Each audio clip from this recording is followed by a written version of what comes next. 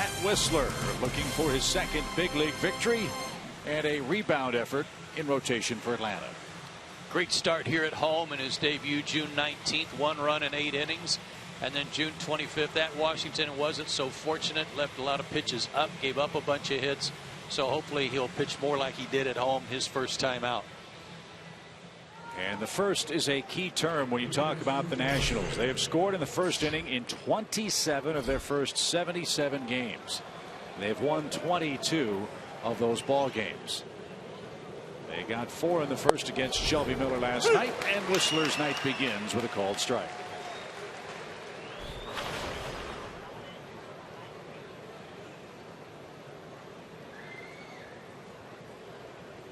No balls and a strike for Span. And that just missed. It's 1-1. 2:09 the official delay before first pitch.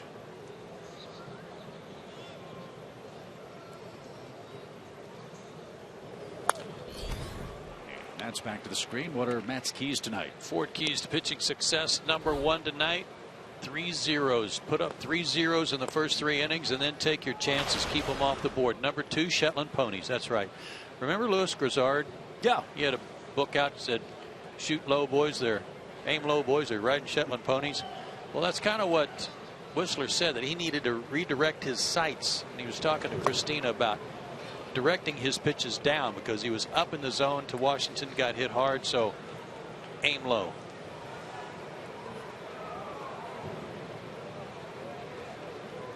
Two balls, 2 strikes for Denard Span, who enters play tonight at 3:08 on the year.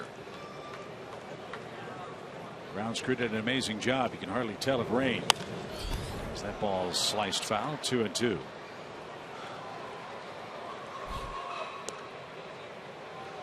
The Nationals are riding a hot streak, as Joe mentioned.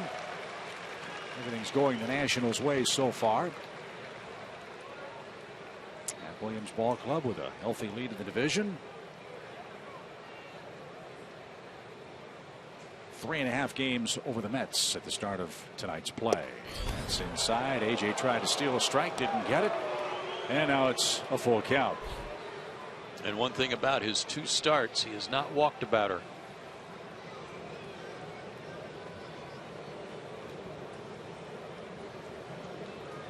Span went 1 for 3 against Whistler up in Washington.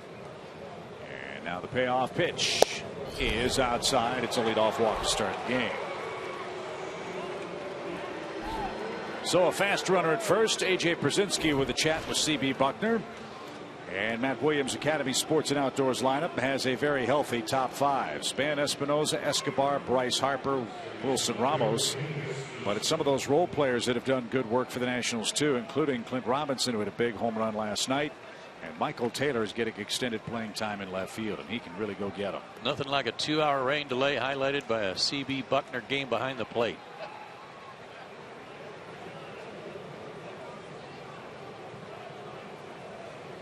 And AJ's still chirping. Yeah. Hold on to your ponchos. Danny Espinosa bats. He has worn out the Braves this year. And a foul ball at the plate, strike 1. Espinosa 16 hits in 35 at bats against the Braves. 2 of those hits home runs.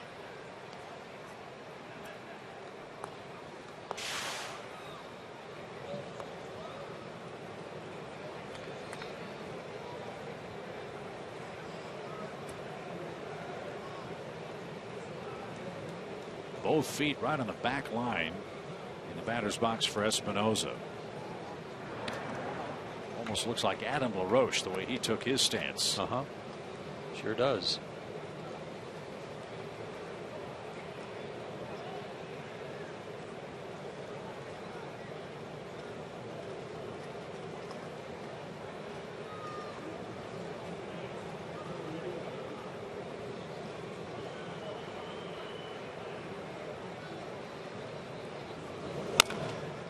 That's bounced off his foot foul. It's 0-2. If you have not seen Matt Whistler pitch, his fastball is in the low 90s. sometimes around 93 on a good four-seamer, but he relies on keeping the ball down, some movement, some sinking action, a hard sinker to get some ground balls, and a good curveball and changeup.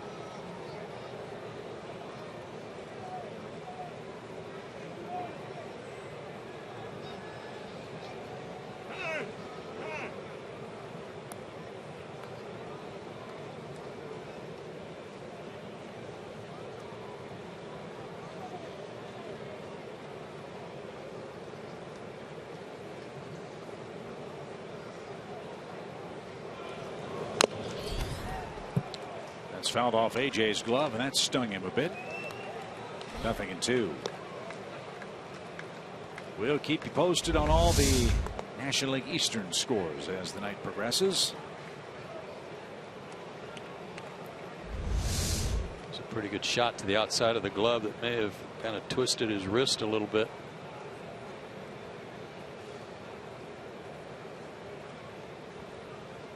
Nothing in 2. Span a good lead at first, and he got a huge jump, and Espinosa had to swing, fouled it straight back. If Matt steps off, he's probably got him picked off. Yeah, there was going to be no chance at all. He would have stolen it standing up.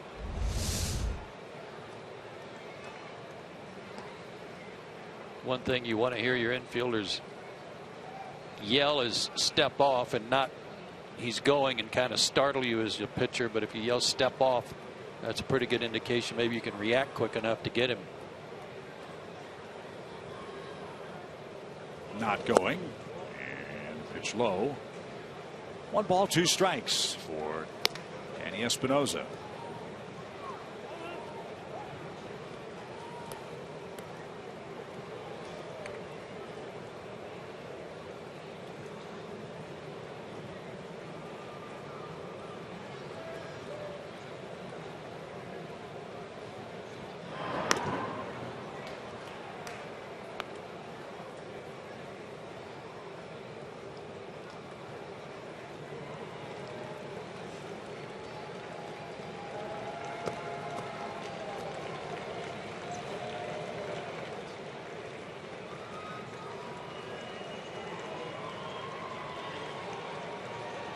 Very deliberate top of the first.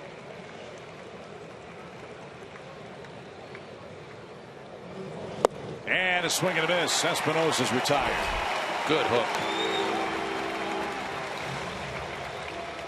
There's the first out. And here's Escobar.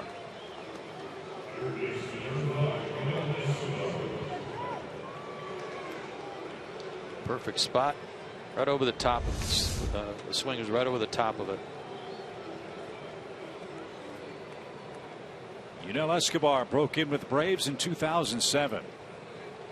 He had a terrific rookie year. He had .326 for the Braves that year. What a coincidence. First year with the Nationals, same lofty numbers.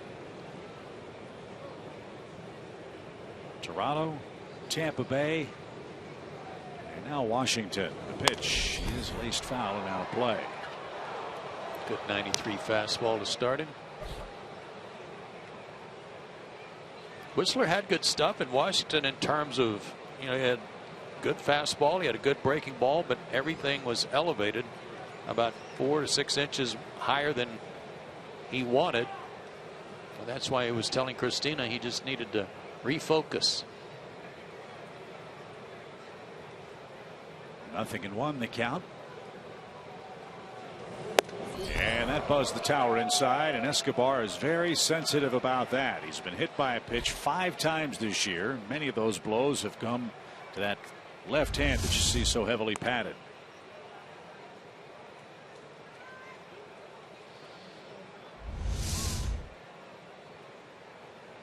I don't know if when he dropped the bat, I don't know if he dropped it on AJ or not.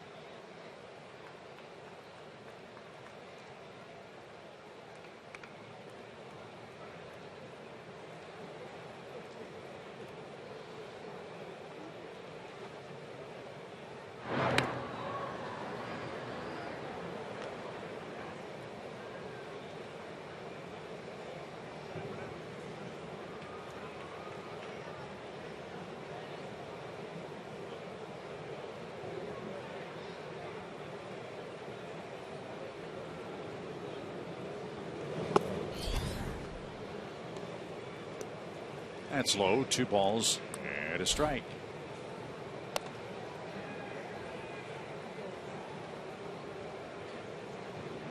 Washington acquired Escobar from the Oakland A's this past January for Tyler Clippard.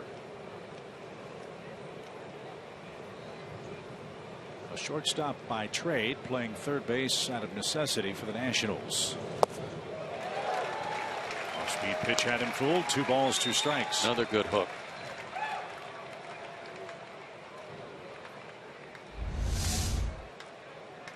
When they made the trade for Escobar, though, they got him to play second base. And then when Rendon came down with an injury in spring training, all of a sudden Escobar, who didn't play so well at second base in spring training, was moved to third. Espinosa at second, and that's how the Nationals line up now, with Rendon back hurt. A swing and a miss at a fastball at 93. And after the leadoff walk, 2 swinging strikeouts, brings up Bryce Harper.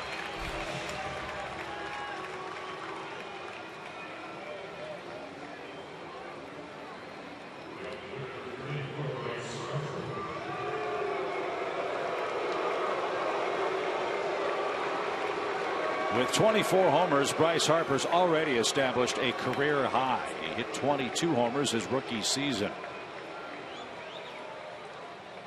59 RBIs is also a career high. He has 58 right now. It's July 1st.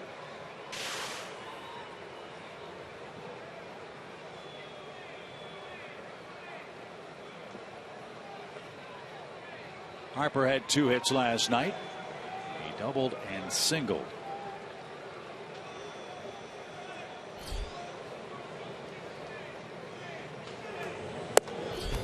And he takes high. 1 ball, no strikes.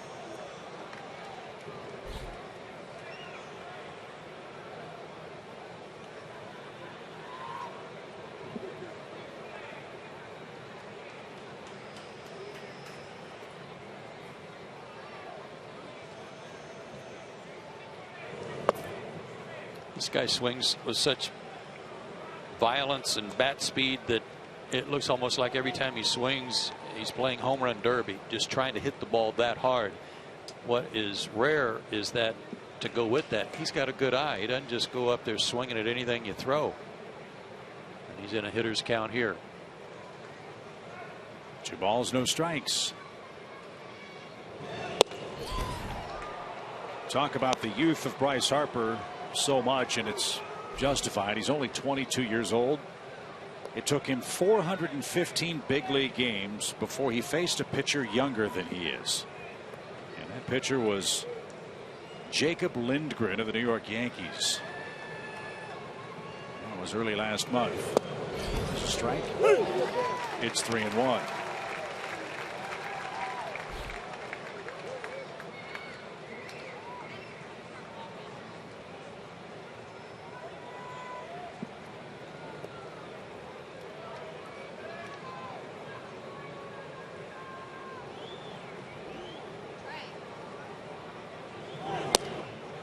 And Harper will take a walk. 2 on, 2 out for Wilson Ramos. It's the other thing about Harper, and you're right, he swings so hard, but he's also very patient at the plate. That's his 56th walk against 60 strikeouts this year. Again, very impressive. So Ramos, the Nationals catcher, he's hit 7 homers. He's knocked in 35 men. This is where the Nationals did most of their damage last night with 2 outs. Ramos had a 2-out hit, scored the 2nd run against Shelby Miller. Clint Robinson, the man on deck, hit a 2-run homer on a breaking ball. Brzezinski thought that was a strike. Yeah, good pitch. Matt Whistler is getting an introduction to C.B. Buckner tonight, and just his 3rd start in the big leagues.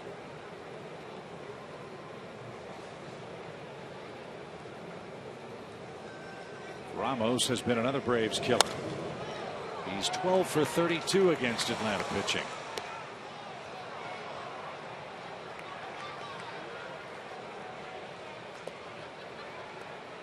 And has knocked in 4 runs. Wilson Ramos is not as big as the big cat, Andres Galarraga, but he is big, 6 feet 230.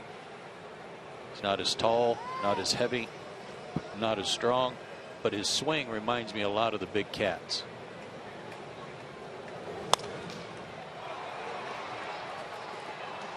That wide open stance, coming back to the plate. Bat stays in the zone a long time. That batting stance, if I remember correctly, was something that came along for Galarraga late in his career. It was Don Baylor who opened it up so they could use both eyes to focus on the pitcher.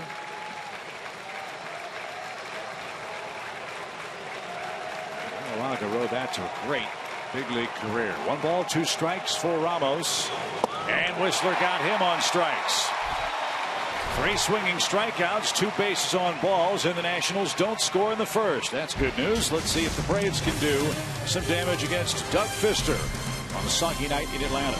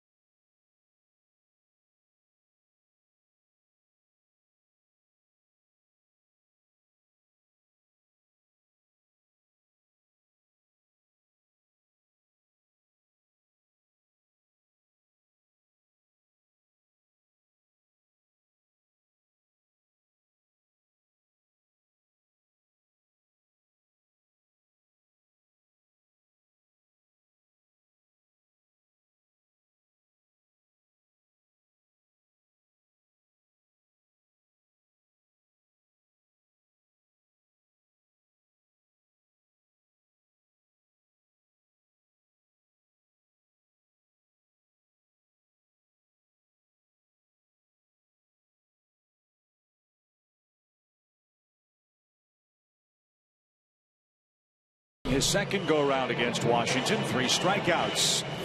Washington fails to score. Let's see if Freddie Gonzalez's Academy's sports lineup can get something done early. Peterson, Maben, Markakis, Przinsky, and Uribe, the top 5. And they're facing a man that likes to get the ball on the ground. Veteran right-hander Doug Fister. Yeah, he is a ground ball specialist. He's 3-3 on the year, but his last 3 road starts have been anything but ugly. 7.07 ERA and a 3.90 average against him. This is 4th start against Atlanta already this year. He's 1-1 with a 3.26 in those starts.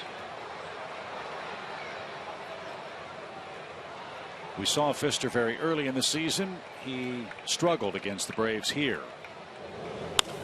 As that ball's lifted in the air toward left, Taylor splishes and splashes and makes the play. And there's out number 1. Check of the Washington defense tonight. Taylor, Span, and Harper left to right in the outfield. We'll see how treacherous the footing is after 2.5 hours of rain in Atlanta. Escobar, Desmond Espinosa, and Robinson around the horn. Wilson Ramos is the catcher. The defense brought to you by CPI Security. You got to be willing to hit Fister the other way. It's not that he doesn't throw hard enough. He's in the high 80s, 90 miles an hour occasionally. Sinker slider guy, but it's a real good sinker, and if you're trying to pull it, you're going to hit a lot of ground balls back to him or to third base if you're a right-handed hitter.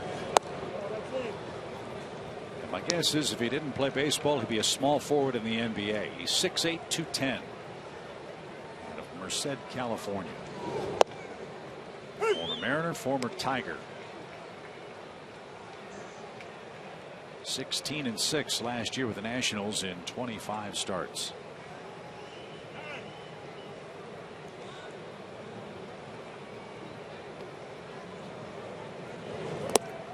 And the other thing that many like about Doug Fister is when he gets in a rhythm, he doesn't waste any time on the mound. Now everything he does is fast. His windups fast, arm action's fast.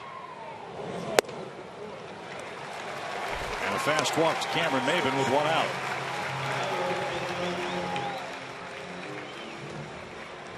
Pitch every 17+ seconds. No speed up rules needed for him. No.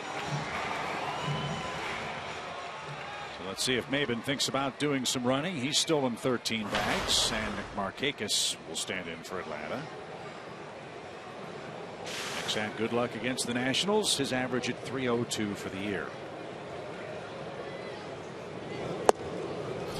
And strike at the knees, 0-1.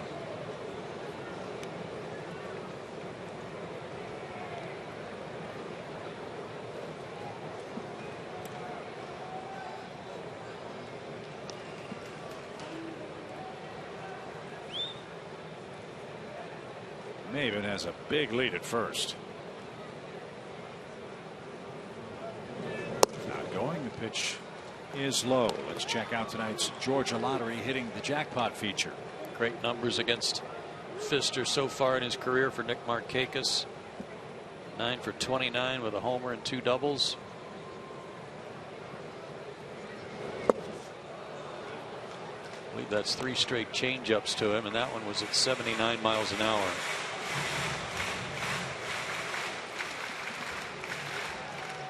Seven innings of 4-hit shutout ball against Atlanta on the 25th of June.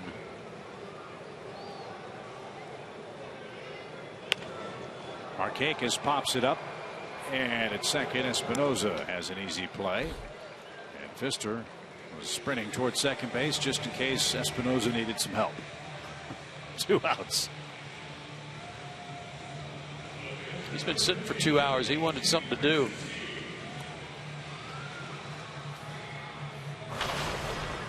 Here's AJ, Braves catcher. 4 homers, 24 knocked in.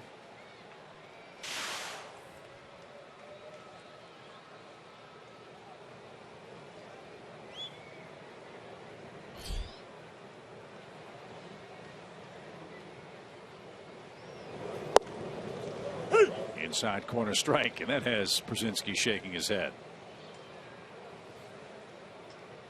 And he's saying, wait a minute. When my guy was pitching, that pitch was a ball. Stroke toward left. Taylor is there, and the inning is over. No score. We go to the second.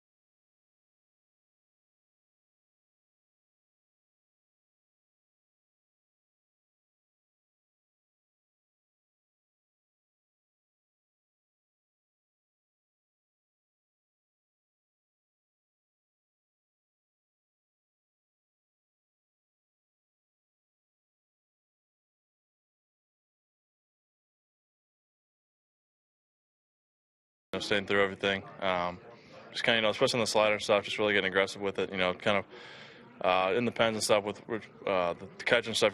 Changing my eyesight a little bit, so I'm down in the zone with my slider rather than up in the zone. With fastball, just staying through it. Kind of slow my leg down a little bit, allow my arm a little more time to get through it. Just pretty much just my focus is in the bullpen, just stay down. And Matt Whistler also talked about how he watched video of hitters facing him and video of guys similar to him attacking these Nationals hitters. He says he knows how to go after him. It's just about executing tonight, guys. Thanks, Christina. And man, that was a rapid-fire explanation of the stuff that Matt Whistler's working on between starts. Yeah, and I was calling it a curveball. He calls it a slider. It looks more slurvy to me because of the tilt of it. That seems like a lot of things to work on in 4 days between starts. I couldn't write them down. I know that. Well, so far so good for the kid. 3 strikeouts, couple of walks, and a ground ball to the right side. Kelly Johnson to the pitcher covering, and there's out number 1. Between innings, a little exchange between the home plate umpire and AJ Brzezinski, as AJ was going back to the dugout after he got a call that he didn't like, and CB Buckner stared at him in the dugout the whole half inning between innings. Here's Ian Desmond. Rough night for the National shortstop at the plate last evening. 4 strikeouts in 4 at-bats. And Ian Desmond, an offensive shortstop, hitting just .222 for the year. And he is swinging at the invisible baseball. Desmond has struck out now 89 times this year.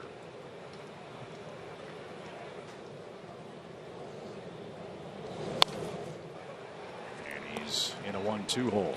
One of the things that makes Whistler very deceptive is his arm action. It's different the way he takes it back. It's kind of crooked. It kind of hooks it.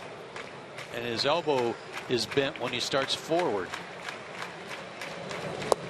Swing and a miss. So when he throws his fastball and that front side comes open, okay, the ball's on you at 93.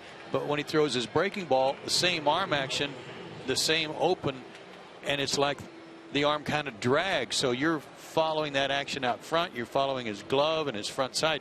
And then the arm kind of drags with that breaking ball, and it acts like a changeup too. Very deceptive. And very effective so far tonight. 4 strikeouts, and Michael Taylor bats. And knocks the mask off AJ Brzezinski. Strike 1. There are some pitching coaches who always want to break a pitcher of that hand hook habit.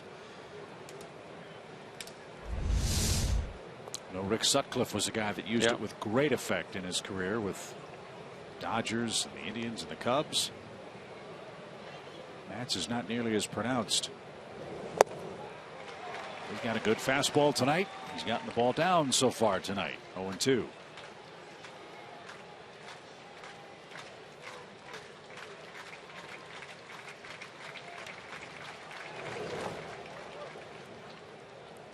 It's funny about that foul ball that knocked his mask off. Typically the umpire will walk a baseball out to the pitcher to give the catcher a chance to clear the cobwebs, and AJ was having none of that. Give me the ball. 1-2. Little roller hit to the right side. Peterson's got it, and the flip to first in time. So far, Whistler's 2/3 of the way through one of Joe's 4 keys. Nothing doing for Washington in a scoreless second.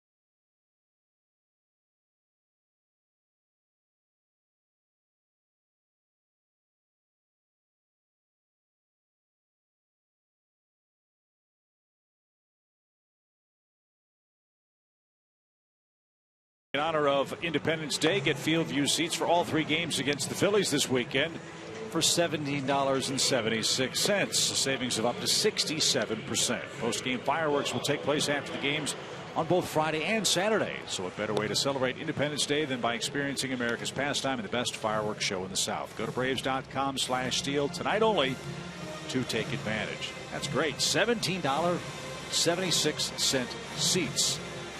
Field view seats against the Phillies. Outstanding. You know, I was sitting out today when we were out shooting those promos out in the plaza, and I walked down and sat in the seats right behind the wall in left center. Man, oh man, are those great seats. Love it. A strike to Juan Uribe. Ball got away from Ramos. What did you like most about? Just the view. You're so close to the field in any of those seats right behind the fence, and just a great vantage point. Of course, I'm partial to that view. That's the one I had my whole life. Say, it should look pretty familiar to you, huh? Yeah. Ball straight back by Uribe. A ball and 2 strikes. We expect big crowds all weekend, as we always have for the 4th of July holiday in Atlanta. Friday night fireworks, Saturday's Independence Day, fireworks after that game. And then we wrap up the homestand on Sunday and then make a road trip before the All-Star break. Point being, if you are planning on making your way to Atlanta for the holiday, make your travel plans accordingly. Traffic is always a consideration, and big crowds expected all weekend long. Pitch to Uribe is cut on and missed. Good off-speed pitch, and that's Fister's first strikeout tonight. Struck out 4 in his last outing against Atlanta. Only walked 1.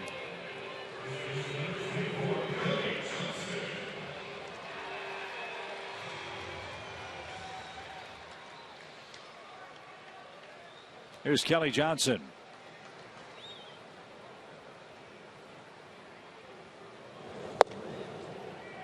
That dropped in for a strike.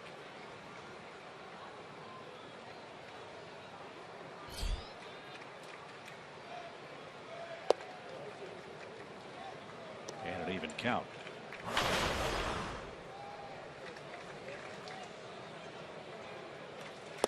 Kelly's got Kelly's got good numbers against Fister. 4 for 12 with a homer.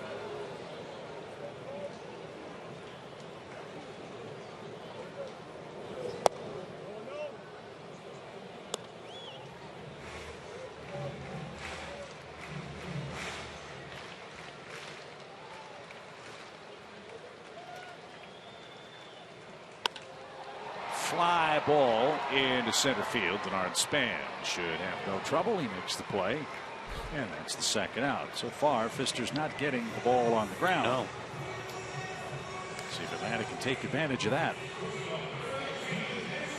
Here's Hamilton Simmons.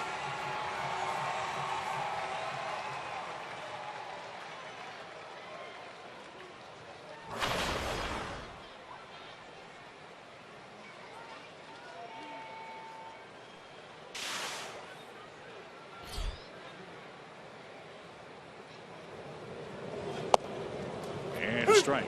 Among the current Braves position players, Andrelton has the lowest batting average against the Nationals this year. 158, just 6 for 38. There's an approach the other way that you recommended earlier. Not a lot of strikeouts, only 4 strikeouts, but he hasn't struck out much this year to begin with. So he's put it in play. He just hasn't found any spots.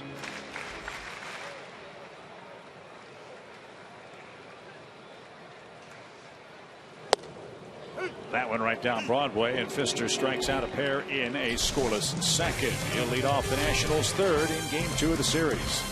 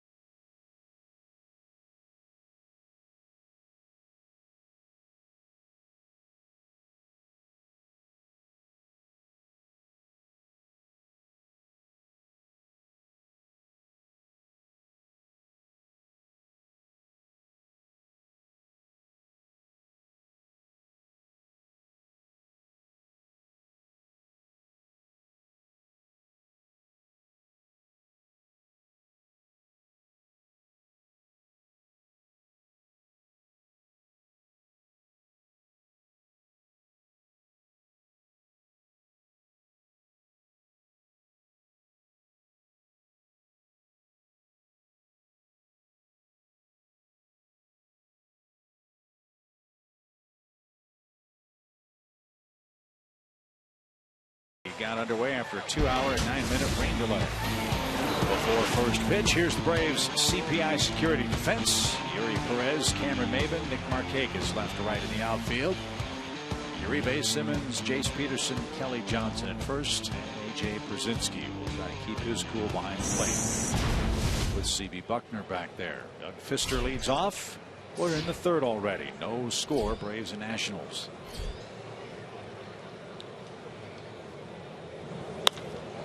Popped up. Uribe in foul ground in front of the Nationals dugout. Will have room, and he'll put the squeeze on that. One away. And we go back to the top of the order. Love those first pitch outs. You bet.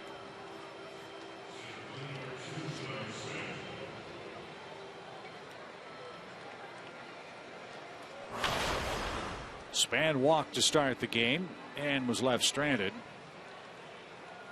after Matt Whistler struck out 3 Washington hitters in the opening inning.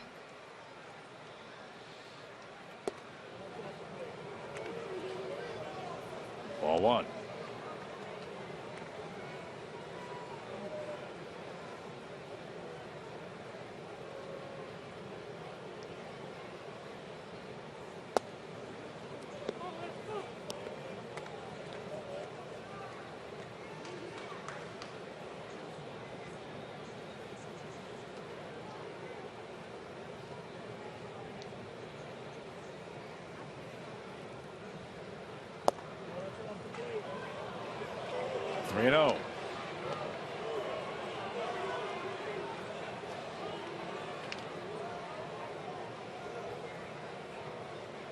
See if Span has a green light.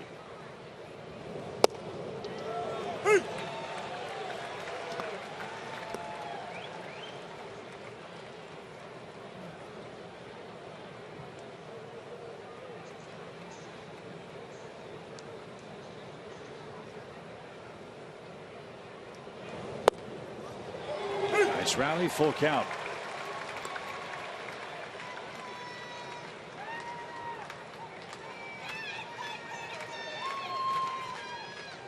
Hasn't been afraid to throw that slider. 3-2, but they're going back to the fastball. And Denard fouled it away.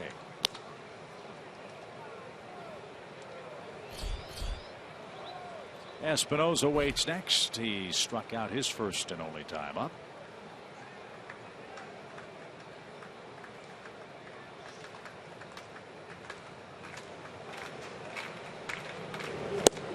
He lost Span. First pitch truly been up from Whistler tonight.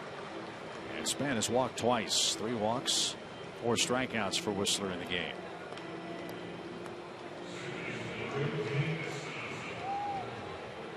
See if Espinosa can hit the ball on the ground. He's only hit to 3 double plays this year.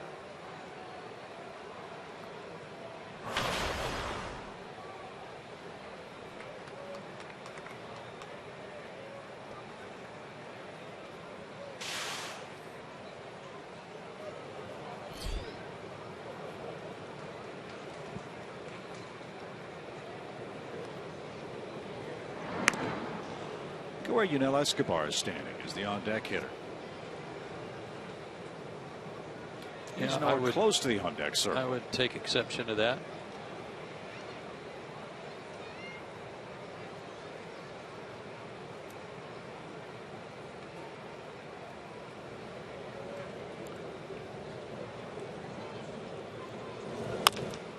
Bouncing ball. Peterson has it deflect off the end of his glove, and Denard Span will go first to third on the play. Infield hit.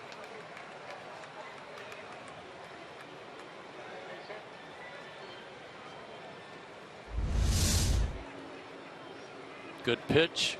Rolled over an outside sinker. But with a runner being held at first. Great effort by Jace. He just couldn't cover that much ground.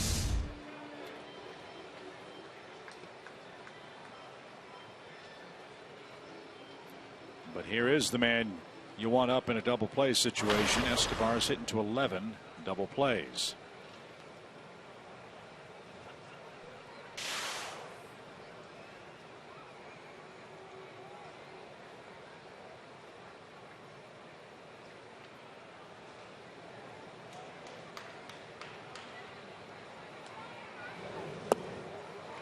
Breaking ball, good pitch. Strike one. He's made perhaps his best pitches with a breaking ball to Unell. Struck him out on the same pitch in the first. As we've talked in the first 10 meetings of the season between these two teams, Unell loves to hit the first pitch. And not very selective on it. He likes to just hack at it. Oh, look at that ball move. Hey, you don't see AJ catch a ball awkwardly like that too often, do No. you? Especially with a runner at third.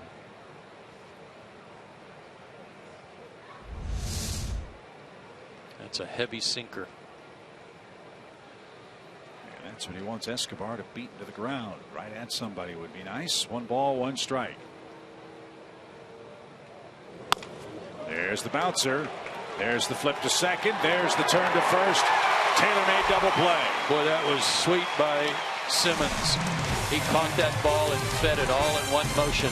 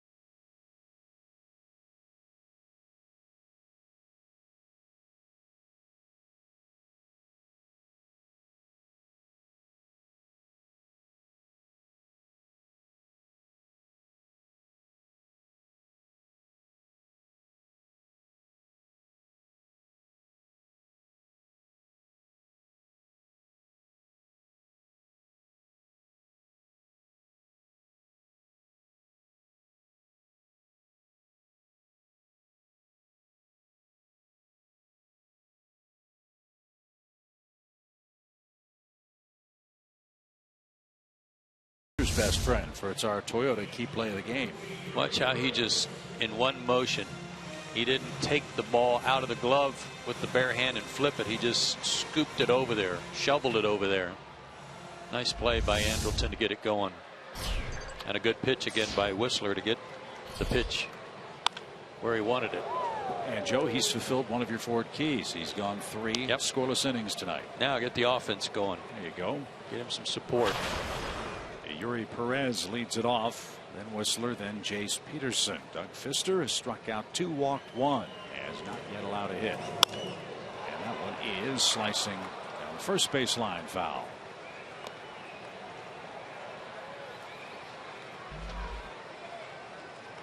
Here he's hit in 5 straight starts and hitting .286 overall since he got called up.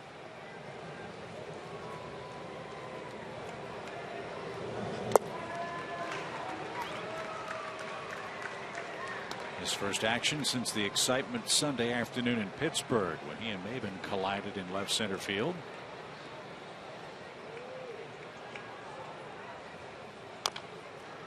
And a foul ball. That was close. 1 ball, 2 strikes.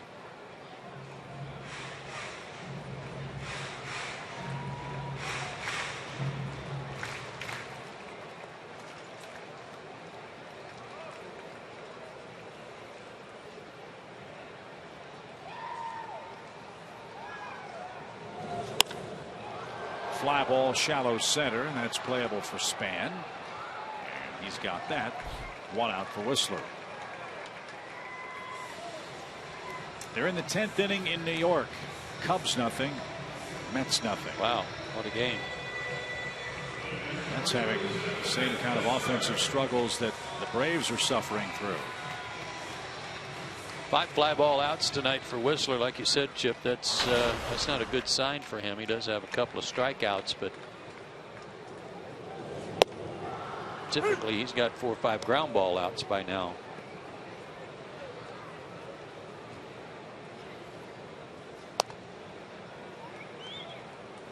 Even count. 1 ball, 1 strike.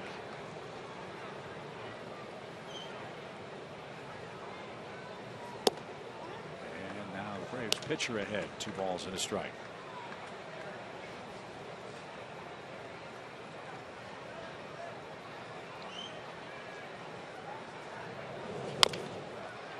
There's a ground ball. Escobar will throw to first. And there's the second out of the inning. Phillies are in town this weekend. They were beaten by Milwaukee today, 9-5. Aaron Harang started, and I presume he lost his 8th straight game. Jim Nash, the last Phillies starter to lose 8 in a row. I think they had 3 wins from their starters last month. Two. Last night they had 3 in the books ready to go, but Ken Giles blew the game in the 8th inning. Hamels would have gotten the win. Kyle Loesch was the man that pitched for the Brewers. We'll see them on our next road trip. No balls and a strike to Jace Peterson. Another fly ball. Denard Span backpedals now and puts that away. 1, 2, 3 and out go the Braves in the 3rd. Bryce Harper leads off the 4th. We're scoreless.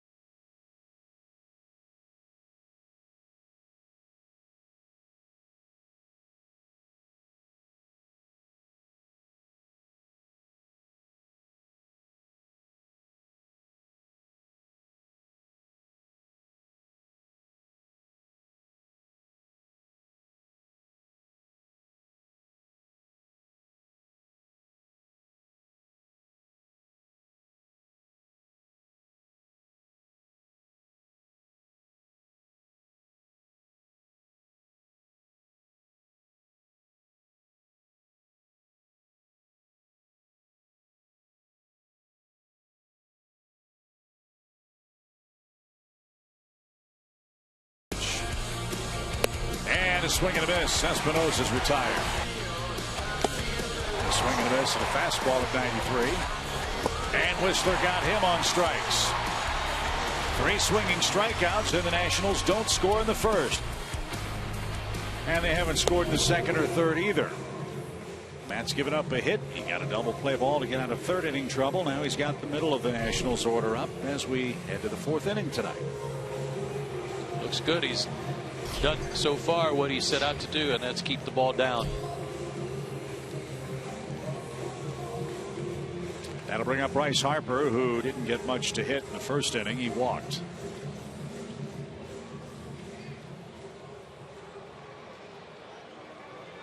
I've not heard if Bryce Harper will participate in the Home Run Derby for the National League.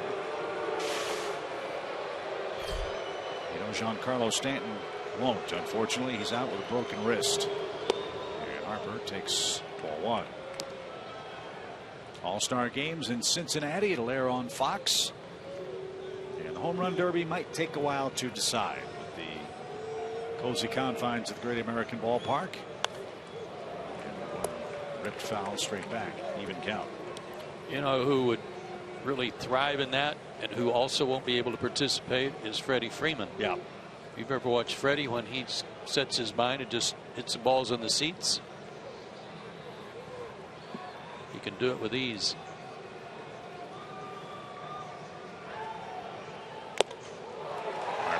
at that. 1 ball, 2 strikes.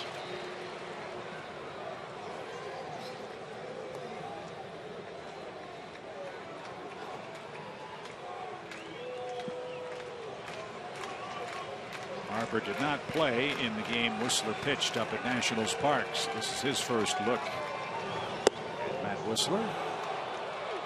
And the count 2 balls, 2 strikes. Bigger question is, have they fixed the smokestacks in Cincinnati? Remember they had a fire? Oh yeah. Hope they got that repaired. Boy, me too. Otherwise, I don't know if they'll be able to play the game. 2 balls, 2 strikes. Here it is. Strike 3 called outside corner. Harper will have a seat. Went back to the backdoor breaking ball. First one was a little wide. Tried it again. Made a great pitch with it.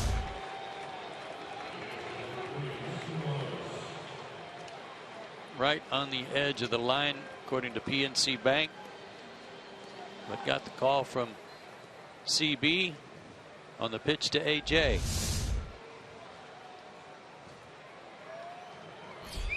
1 out, base is empty for Ramos. And a bounding ball towards short. Friendly hop for Andrelton. Catcher running. Takes his time. Perfect throw. 2 out. Every strikeout Matt records tonight, it will establish a new big league high. He struck out 2 in his debut. Didn't strike anyone out last time up. And 5 so far tonight. Here's Robinson. He bounced out to first. Whistler covered to start number 2.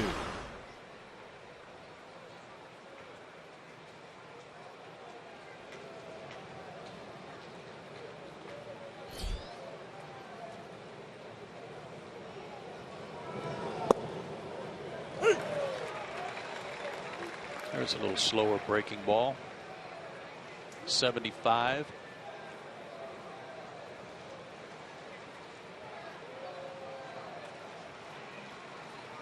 I don't know if you would say at this point in Matt's career that he's a completely polished major league pitcher, but certainly the building blocks are there, Joe. I can't remember pitchers as young as he having 4 quality pitches at this stage of their big league careers. Yeah, it's impressive.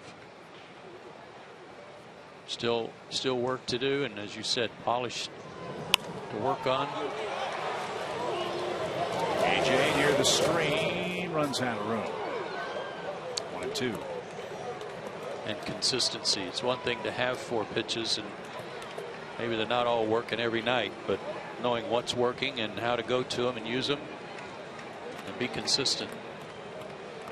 And the wisdom of a guy like AJ Pierzynski in these early foundational starts for Whistler have to be hugely important. His game calling skills, his work with young pitchers at this level, and already with this staff. 1 ball, 2 strikes. That was right where AJ put the target to. Up and away.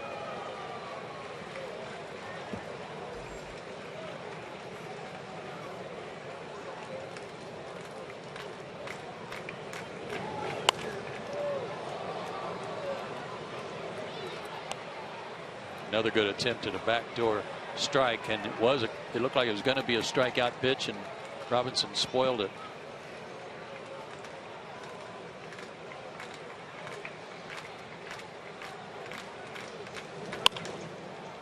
Bouncing ball out of play. Way better command tonight than he had in Washington.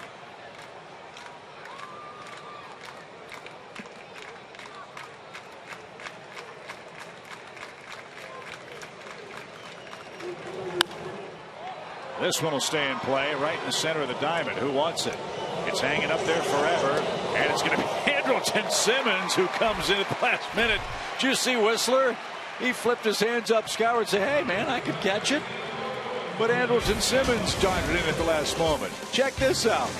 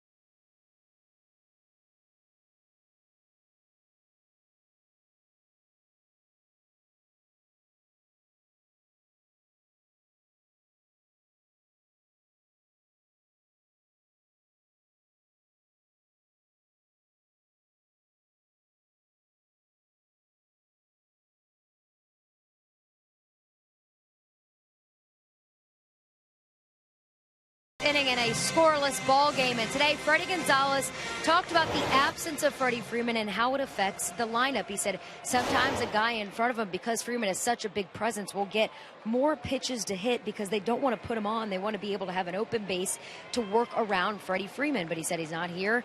You can't sit and cry about it. We've got to play fundamental baseball. We've got guys in the lineup who could get the job done. That's exactly right, Christina. Nobody's going to feel sorry for you. We use that line quite a bit with respect to teams that have injuries. Desmond, great diving stop, has to hurry, and Maben legged it out. Cameron got down the line in great shape there. A couple of weeks ago he had a little bit of a quad issue. That's the first Atlanta hit. Great stop by Ian Desmond, but with a fast runner, couldn't get it there in time. Ian Desmond's a great athlete. He's a terrific athlete, and it's painful to see him struggle, not just at the plate but defensively too, because of all the things he can do. 17 errors, far too many for a man of his talents, but that's the number he has. Pop up by Markakis, shallow left. Taylor is in and under and has it, and there's the first out. Back to Christina's point, since Freddie Freeman got hurt, the Braves are 4-7 without Freddie Freeman in the lineup. They've scored 22 runs, 2 runs a game. They're hitting .224 as a club. They've scored 2 runs or less 9 times, 1 run or less 5 times. Those are the ugly numbers. Talking with Kevin Seitzer, team's approach offensively, they're just grinding right now, trying to find a way to put some offense together, to put some pressure on the other club's pitching staff. They've stuck with their plan. They're not striking out. They are getting on base, but putting big innings together has been almost non-existent for the Atlanta club the last 2 weeks.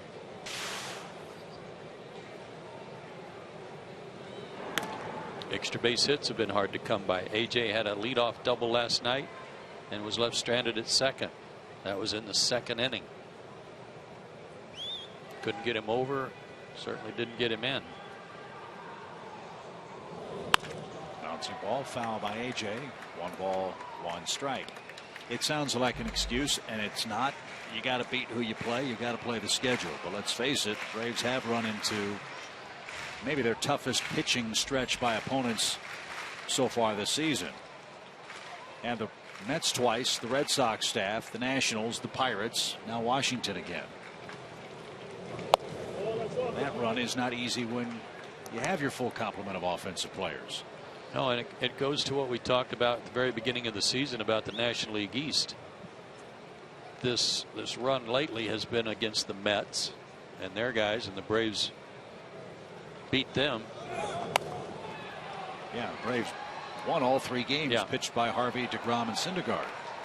Didn't score a ton of runs. Mets, Washington, Pittsburgh, and Washington again. Right. I mean, those 3 series, now the 4th series, that is a very difficult stretch. And that man's lying in wait for tomorrow night's game. Max Scherzer, who might be the best pitcher in baseball right now.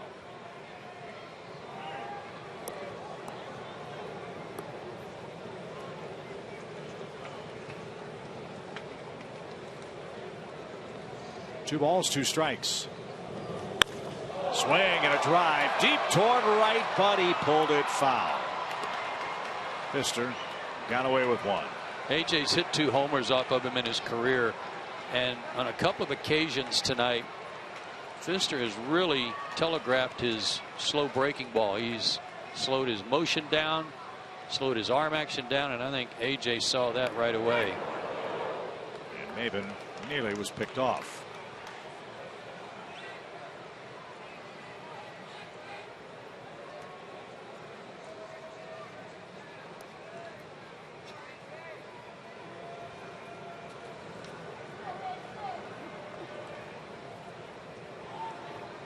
Turn of the calendar month to July. I see a little home power for the Braves. They hit 5 home runs last month. Runner goes. Brzezinski checked to swing. No swing. And Maben steals second without a throw. his 14th steal of the year.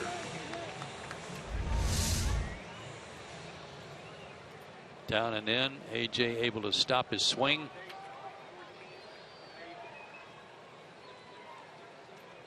And for Ramos, he got a break because it hit the shin guard of CB Buckner.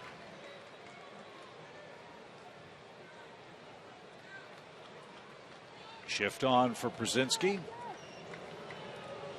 And the payoff pitch is golf deep toward right field. Harper back. Goodbye. Two-run homer.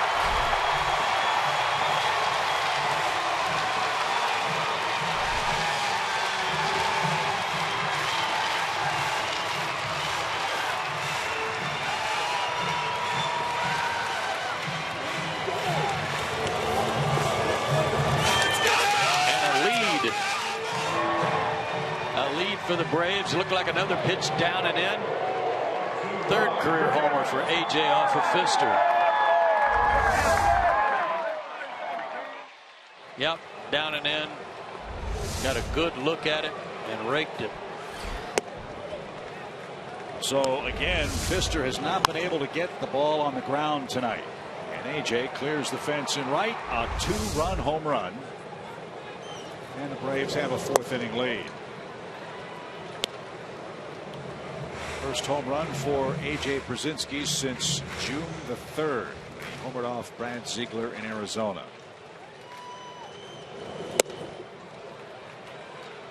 And only the 7th home run allowed by Doug Fister all year. Juan Uribe homered last night. He's got a 3-0 pitch. And he launches one to center. Span on his way back. Goodbye. Back-to-back home runs.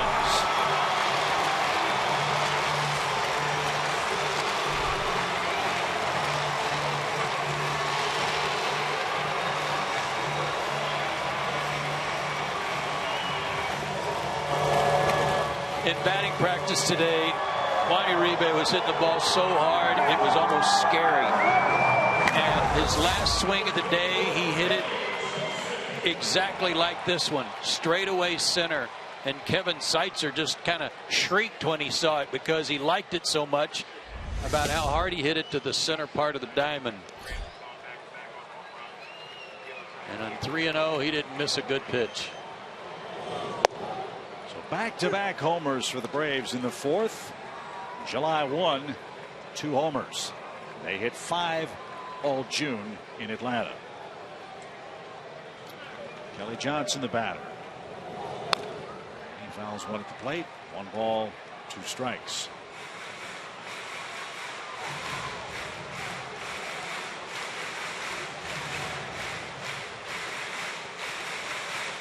Tell him about it, Juan. He might be telling AJ, mine went farther. That was crushed. Straight away center. 1-2 pitch is a bouncing ball. And that is going to stay fair. Kelly Johnson with an infield hit.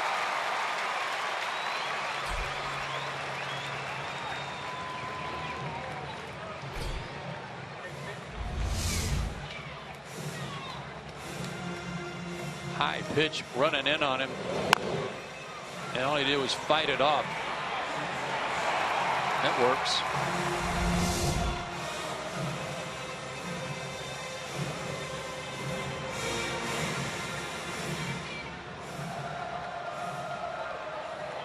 Time to get greedy. 3 runs, 4 hits for the Braves in the 4th. Hamilton Simmons, the batter.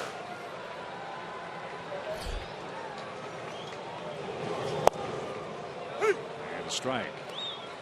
Remember, Washington had that incredibly impressive run by their starting pitchers of scoreless work. Much of that came against the Braves. These are the first runs Atlanta has scored against a national starter since May.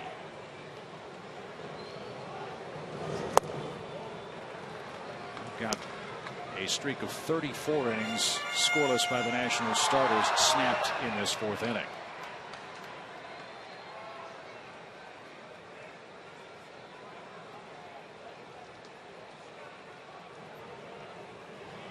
One pitch. Runner goes. It's served out to second. And and Simmons is out. Kelly Johnson at second. 2 down for Yuri Perez. It was a great idea on the hit and run there, but Andrelton just couldn't get enough of the pitch to take it to right field. He had to pull his hands in just to get any piece of it to protect the runner. But he did get him into scoring position.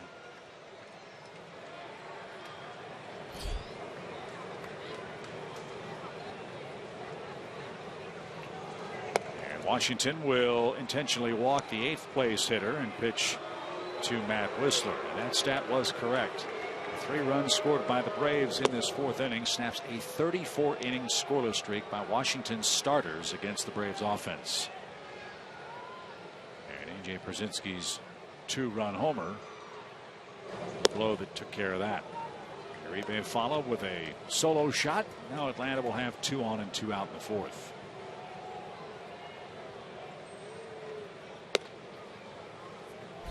Chance for Whistler to help himself. Put the ball in play his last time up.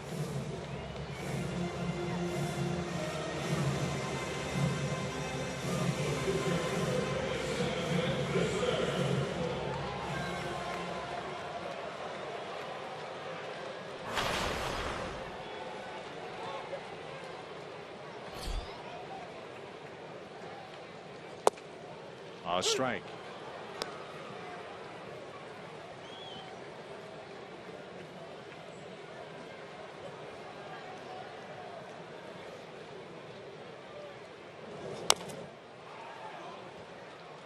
Now it's 0-2.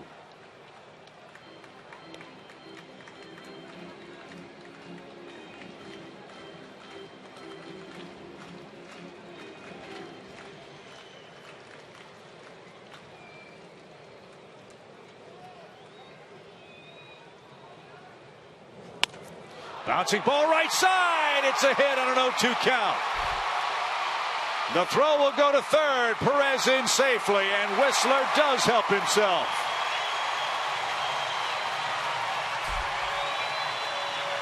His first big league hit is an RBI single that brings home Kelly Johnson, and it's 4-0. Yeah, that's a little icing on the cake.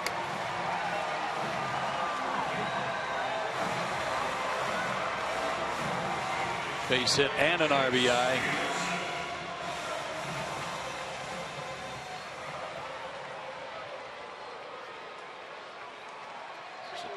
Good hustle by Perez, showing you some of that speed he has going first to third on a shallow single to Harper. Now Peterson flies to center. Spans slowing at the 390 mark, and that retires the side. 9 come to the plate, 4 score. Pierzynski and Uribe with back-to-back homers, and Whistler with an RBI single too. We head to the 5th.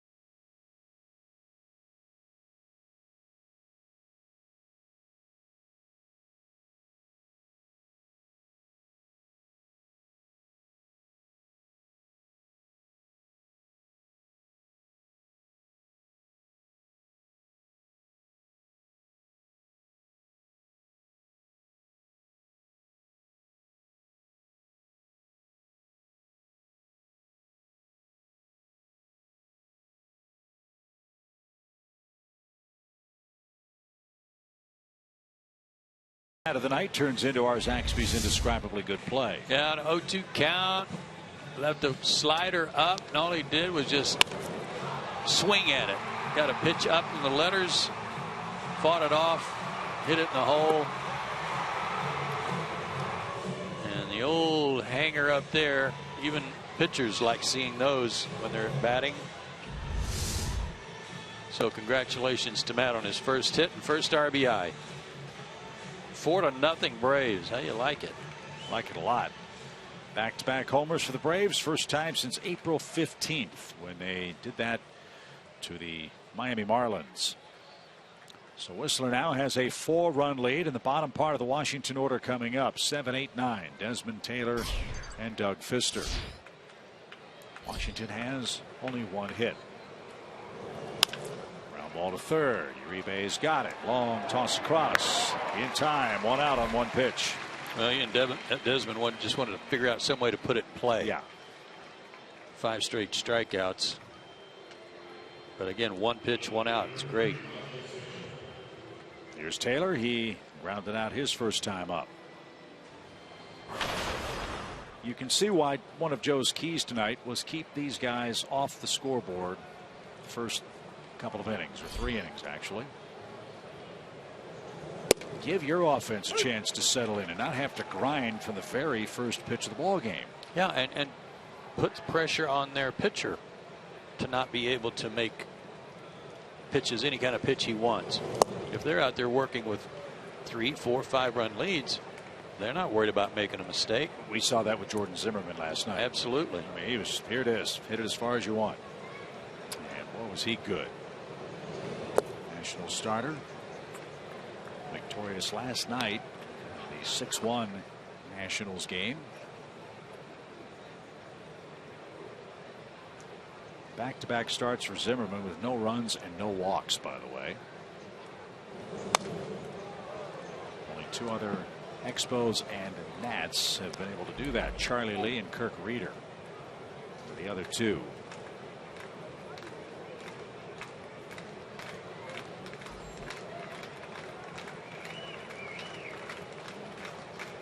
Two and 2 to Taylor. 4-0 Atlanta. We're in the 5th. Long rain delay at the start of things tonight. It's popped up and out of play.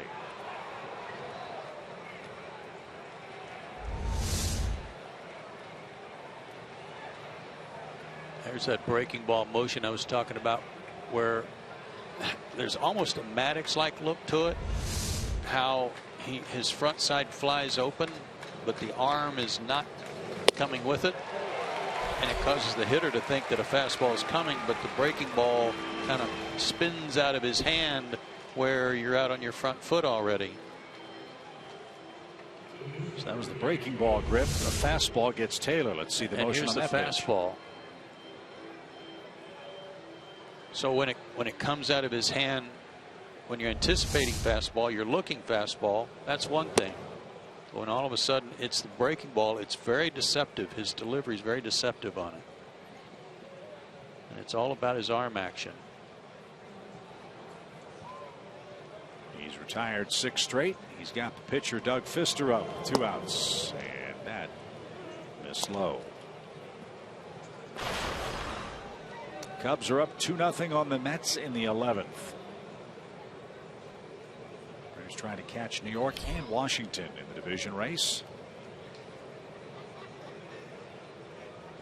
Cubs won 1-0 yesterday. They're up 2-0 tonight. And outside 3-0 to the pitcher. Don't want to walk him.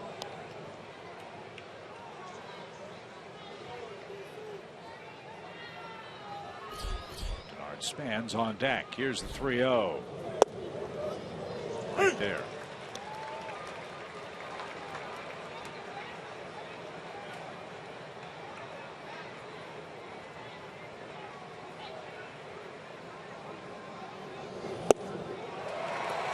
He's been sitting 93 all night. Yes, he has. Fister's a pretty good hitting pitcher. 5 for 18 on the year with a double. So he's no slouch up there.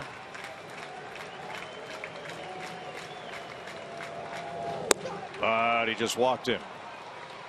4 walks. the only blemish to the game so far. 2 of those walks have come to the man striding to the batter's box, Denard Span.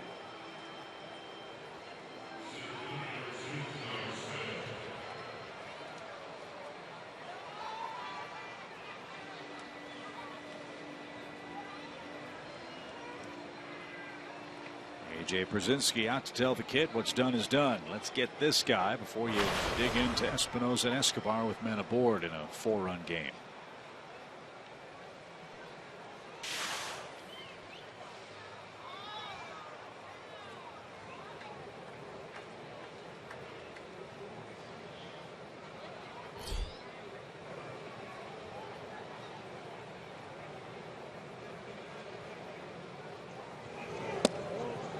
Apparently, Max Scherzer, who's also a good hitting pitcher, hitting .257 on the year, 9 for 35, left a note on Matt Williams' desk, put those stats on there, and just in case Matt needed a pinch hitter. Scherzer's becoming more and more like John Smoltz every day. I was thinking the exact same thing. 1 ball, no strikes. And a fly ball to center. And that ought to be easy for Cameron Maybin. It is. Whistler works around a 2-out walk to his pitching opponent, Doug Fister. Maybin will lead off the 5th. 4-0 Braves tonight.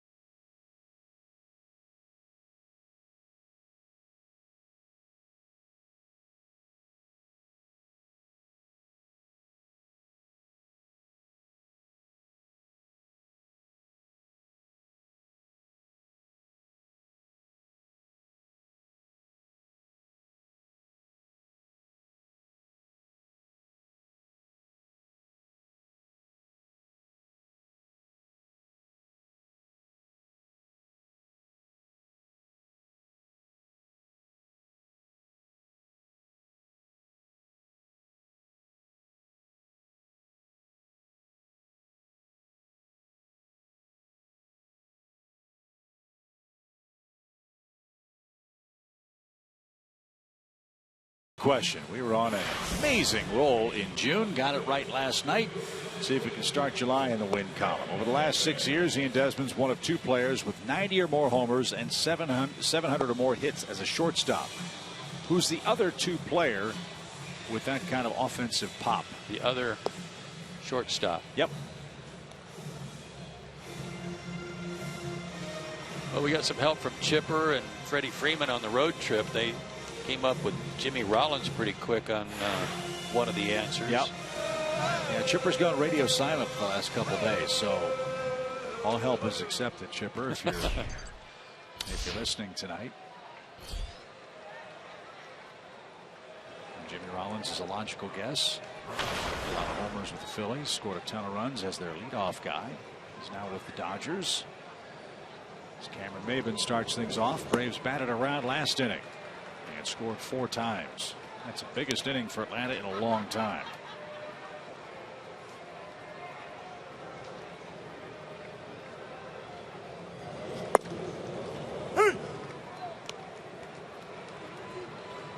Troy Tulowitzki, Colorado. That's a great guess. Broken bat by Maybin. Desmond's got it. Tricky hop. Got his man by a step. Boy, Cameron gets out of the box quickly from the right side.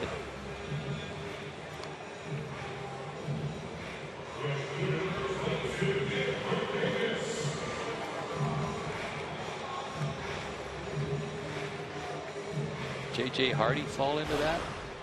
Be another excellent answer.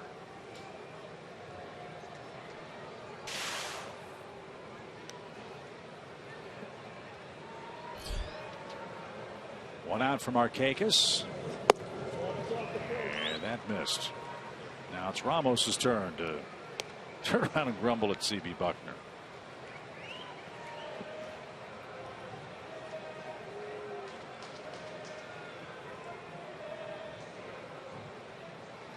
Just going back through the scorebook, we didn't do every game in June. Unofficially, the last time the Braves scored as many as 4 runs in an inning was June 9th. They scored 5 in the 6th inning against San Diego. Well, the first 2 weeks of June, Braves were averaging over 6 runs a game. Right. I think that was the number. They just couldn't outscore them every night. Right. They'd get 2 here, 2 there, but the bullpen had problems. There's a shot, and off the glove of Robinson into right field. Markakis is 1 for 3. But you know what? The Braves bullpen really has stabilized over the last 3 weeks. Yeah, that all stabilized and the hitting went south. I mean, or at least the runs scored went south. That was a good swing by Nick on a 1-2 count. Another, that was a straight changeup. But again, it was up. This has been kind of a reverse of the 2 starts from 5 days ago, 6 days ago. Fister's up in the zone and getting hit hard like Whistler did in Washington. Well, it just goes to show you what Tom Glavine's talked about, how hard it is, no matter how talented or inexperienced you are. Back-to-back starts against the same team is a really, really difficult thing to accomplish in a successful way. At least when you win the first one, and that's been the case for Fister tonight. Instead, it's Matt Whistler who's made some adjustments. Braves hitters have made adjustments too. Fister hasn't been able to get the ball down an awful lot tonight.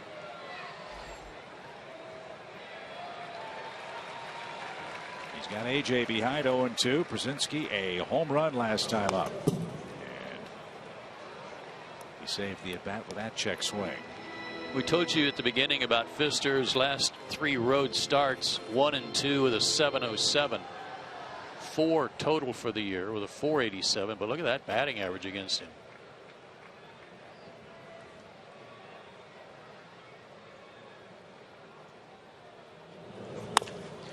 Bouncing ball up the middle. Desmond to the bag. And the peg to first is in time, and that's double play. We go to the 6th inning. 2, 3, and 4 up for the Nationals, who are being shut out tonight in Atlanta.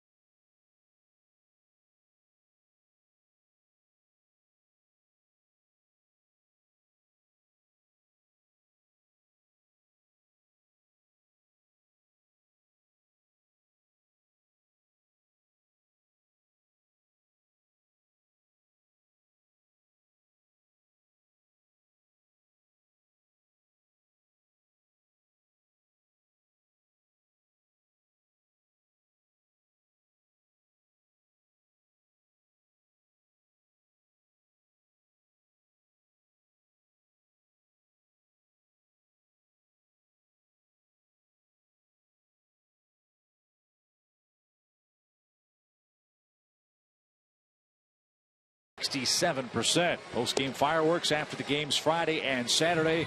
There's no better way to celebrate the 4th of July than with the Braves here at beautiful Turner Field in Atlanta. Go to Braves.com/steal tonight only for our 1776 Phillies ticket special.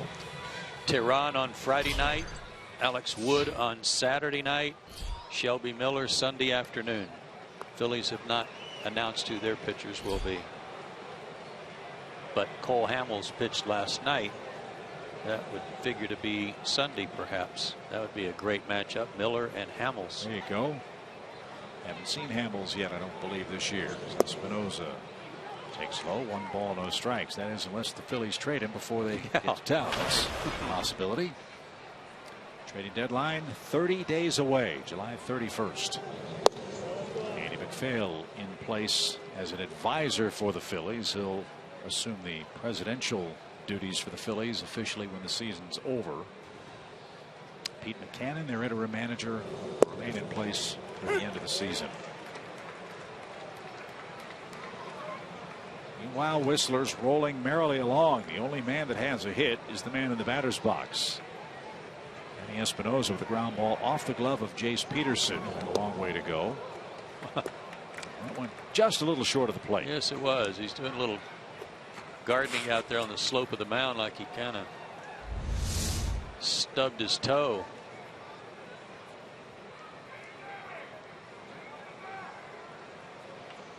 Or the opposite, may have slipped a little bit.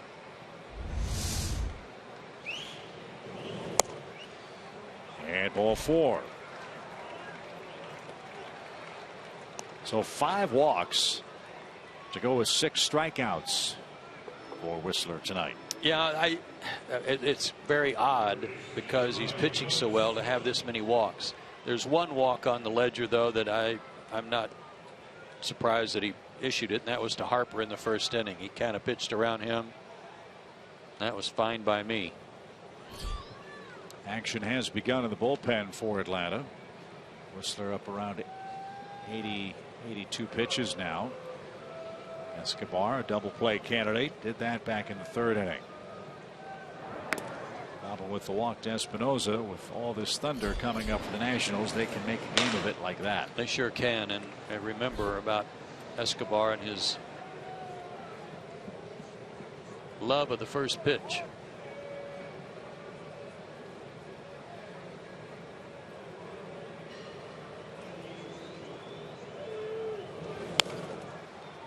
Went right after it, didn't he? Strike 1.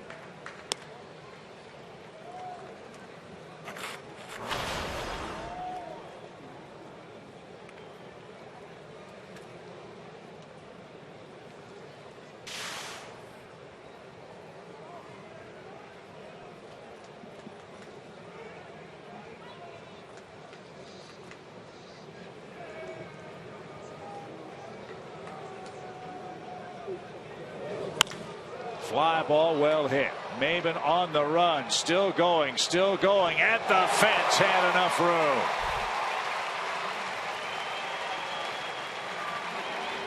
Escobar gave it a ride. The ballpark big enough to hold it. Nice running catch, 1 out. One of the toughest places to hit a home run in this ballpark, and it gave Cameron just enough room. But Freddie Gonzalez out of the dugout, and he's already made a motion to the bullpen.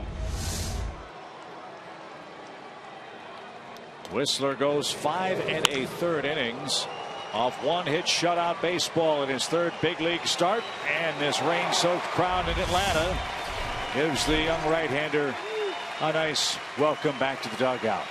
4-0 Braves. Avilan versus Harper when we come back.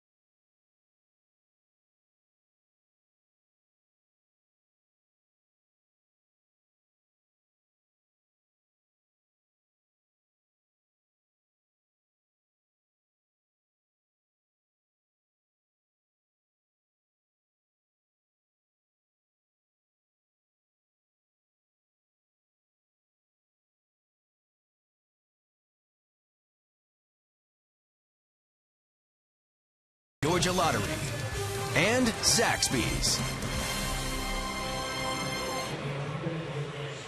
5 walks for Matt Whistler, the only blemish on what otherwise, Joe, was a magnificent bounce-back start against the first-place Nationals tonight. And depending on what Freddie Gonzalez says in his post-game comments, that might have been the reason, more than the deep fly by Escobar, for making a move here with Harper coming up.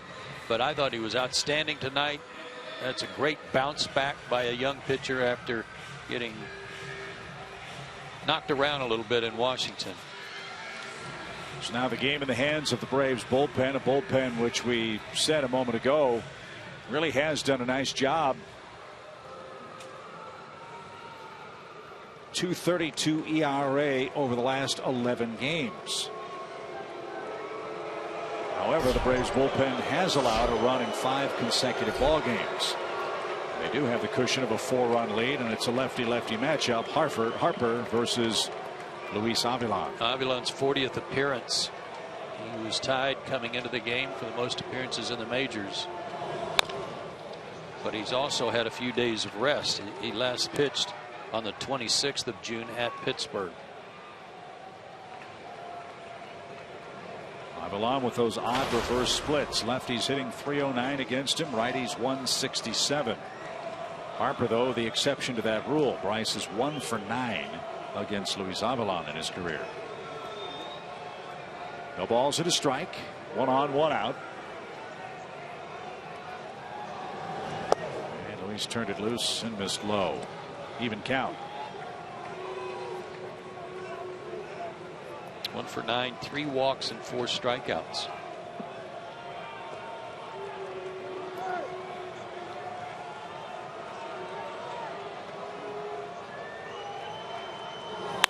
Sharply hit into right field. Bryce Harper whacks a single through, and the throw will come into second base. Espinosa ran on Markakis, and the Nationals have him first and third for Ramos.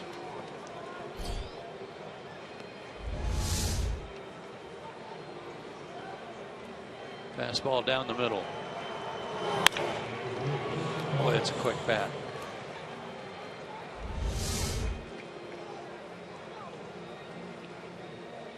Well, you've got a catcher up there. Let's see if Luis can get a ground ball. Ramos 0 for 3 against Luis, and he's a little late.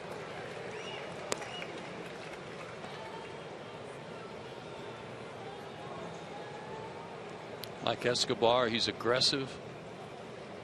He will chase up out of the zone. That was a good first pitch to him, running away from him.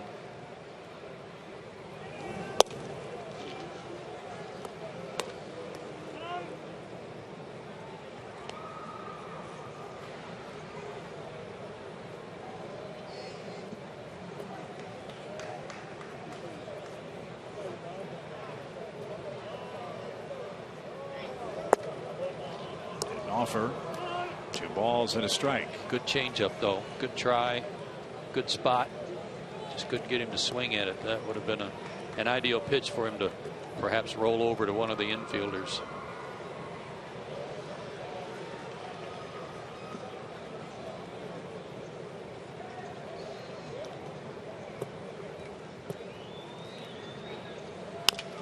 Bouncing ball to short. Another chance to shovel to second. Barehand play by Peterson. What a turn. A major league scout has said he believes the Braves double play tandem of Peterson and Simmons is state of the art in the National League. There's an example of that thought. Great double play ends the Washington 6th.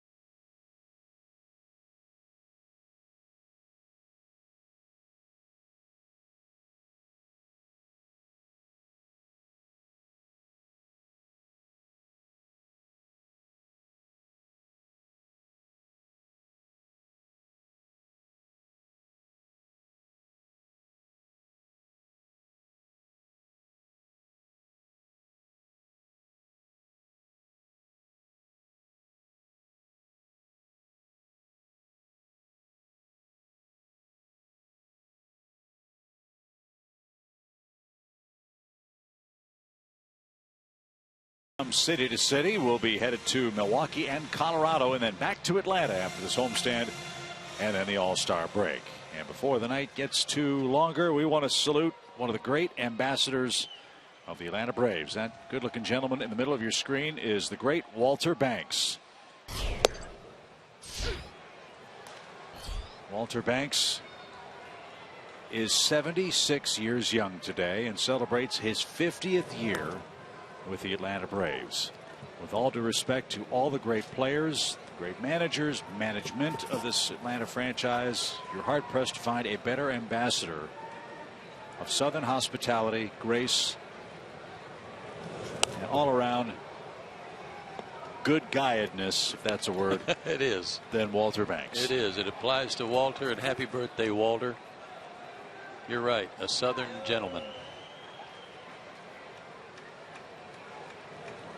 1 ball, 2 strikes, and that's outside. It's 2-2 to Juan Uribe. If you ever get a chance to come to the ball game and make your way down by the Braves dugout, he will be there with a smile and a warm handshake. And you ask Walter, say, I've got a number in mind, give me a stat or give me a fact. Give me just about any number you want, and he'll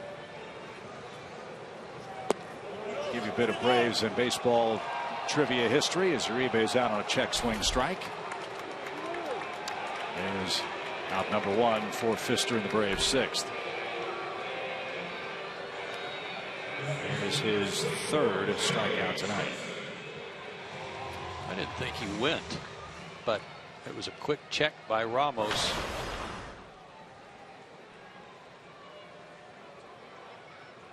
Kelly Johnson, the batter, and took high, I guess. 1 ball, no strikes. Reds beat the Twins 2-1. Seattle beat San Diego 7-0. Pop fly foul. I wonder what the Padres are going to do. I think that's an intriguing story as the deadline approaches. They were all in, added all that payroll, all that thunder, all that offense, at least on paper, and it has been a big mess. Fly ball toward left by Kelly. Taylor can't get there. It's in the seats. You want some mess? Go about 90 miles north of San Diego to the Angels. How about that? And the mess they've got between the GM and the manager.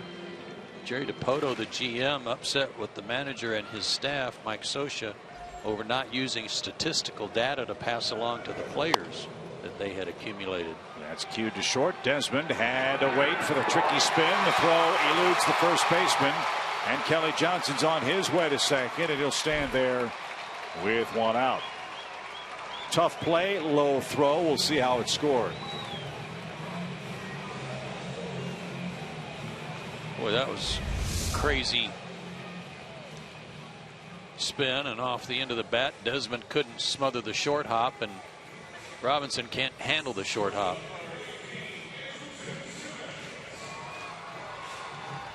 And that scored an error. Number 18 for Desmond. Yeah, you're right about the Angels. Talk about bad timing. I can't think of a worse time to have to break in either a new GM or an interim GM with a ball club that's trying to stay in the Western race, trying to win a division, trying to add to their ball club 30 days before the trading deadline. Jerry Dipoto's a former player, pitcher, but his affection for analytical stats perhaps not so well received by the manager, obviously, because he didn't pass it along to his players. He may have sifted through and used what he wanted, but he got very upset, allegedly had a meeting with the staff and got a little confrontational, and allegedly the GM said to the owner, gave him an ultimatum, and at last report the GM was packing his bags. Yeah, he apparently has resigned. As Pfister laboring a bit here. The Angels situation is really unique in this era and this generation of Major League Baseball too, in that the manager has as much on-field power or decision-making power as Mike Scioscia apparently does. That's understandable. Scioscia's in year 7 of a 10-year contract. I don't think there's another manager in baseball that has a deal anywhere close to that as far as length is concerned. Big money too. And maybe the only other manager that has as much managerial say would be Bruce Bochy with the Giants. That's understandable. He's won 3 World Series in the last 5 years. Ground ball to second. Runner will get to third as Espinosa will retire Simmons. There's the second out. And Yuri Perez is the hitter. Let's see how Pfister approaches this at bat.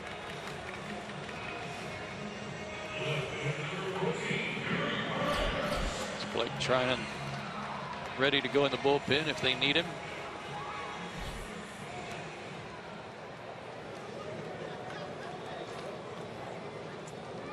Joey Turdoslavich has a bat in the on-deck circle if Perez reaches. And he rolls one back toward the mound. Pfister has to hurry. Little confusion with Ramos. And it's an infield hit for Yuri Perez. And Turdoslavich will hit. And that ends the night for Luis Avila. Swinging bunt turns to gold for Perez. And it couldn't have been better placed, about halfway between the mound and home plate where either the catcher or pitcher could get it. Trouble is for Kelly Johnson, he can't run and try and score because they may not even make a play to first and turn around and try to tag him.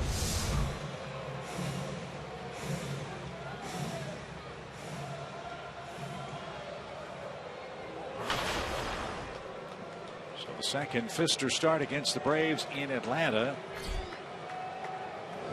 Second start where he's had very little luck. 4 runs, 7 hits tonight by the Braves offense.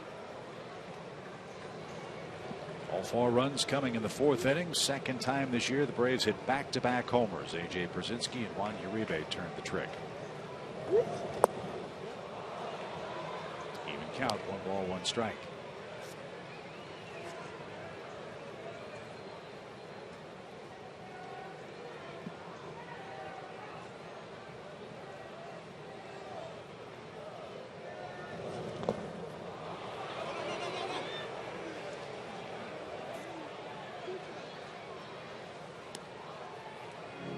Chances are good they're going to throw him that back foot slider again.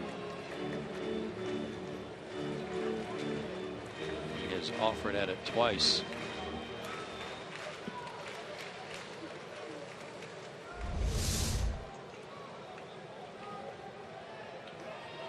One ball, 2 strikes.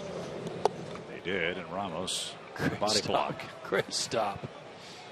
Boy, I don't know where that hit, but it looked like a long hop. yeah, it did. It looked like it bounced 3 feet in front of him, but he still got leather on it.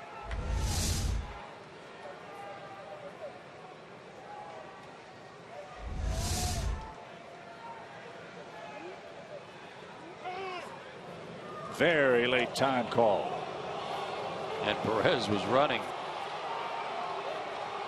If a ball is thrown in the dirt again and it bounces away at all away from Ramos, Kelly Johnson should score easily because there's nobody holding him even remotely close. There's a bad break. That pickoff throw eluded Robinson's glove. It hit Yuri Perez on his dive back to the bag. Escobar almost over toward the shortstop spot.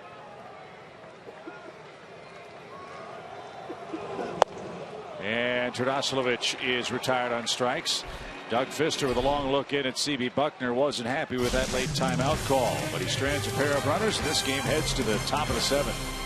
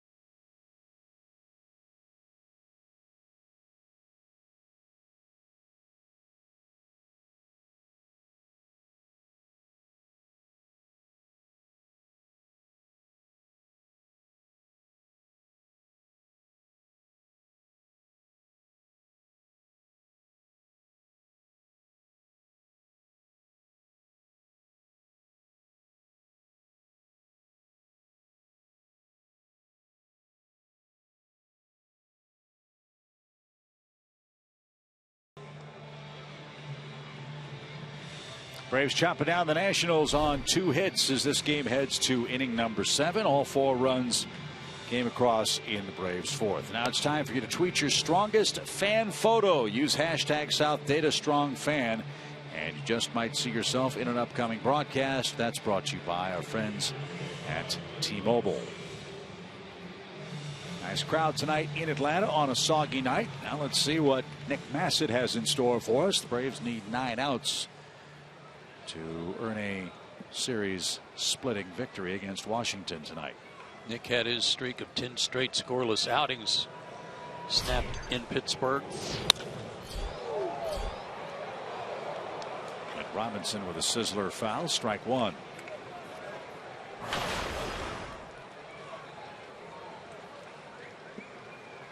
No runs, 2 hits for Washington. They've stranded 5 men. Matt Whistler went 5 1/3 with 1 hit. Avilan gave up a hit and got a double play ball. And now Nick Massett, the 3rd Braves pitcher of the night. Fister's gone the distance for the Nationals. He's gone 6 innings, and his spot's due 4th in the inning. 1 ball, 2 strikes.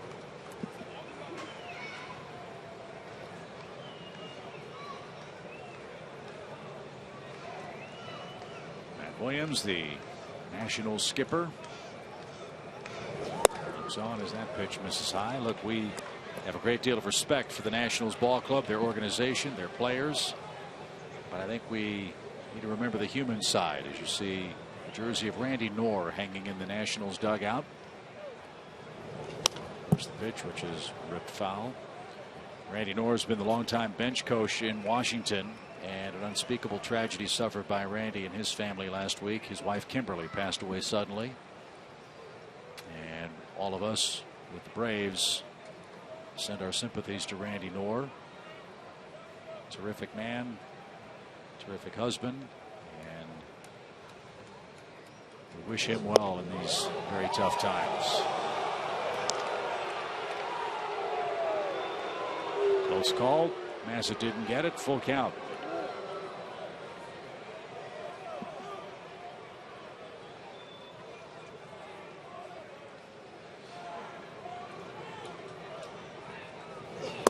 And he lost him. A leadoff walk. One thing that has settled the series between the Braves and Nationals, at least in the early games of this head-to-head matchup, runs given up by the Braves bullpen, a ton of them. In fact, the first 49 runs scored by Washington, 19 of those runs were issued by men who were no longer pitching in the Braves bullpen.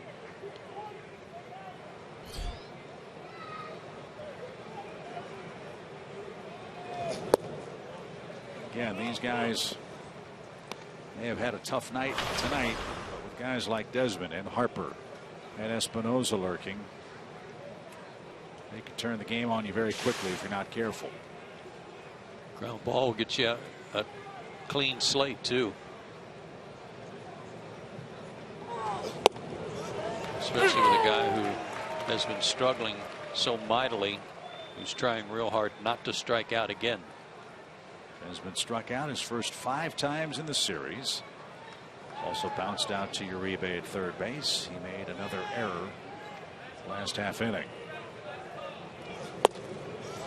And another strike at the knees. It's 1-2. Might be a good spot for that face high fastball. Taking breaking ball away.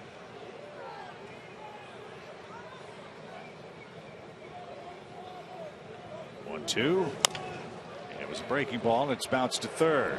There's 1. And Desmond down the line and beats the ramp at 1st. Tried to pull that pitch.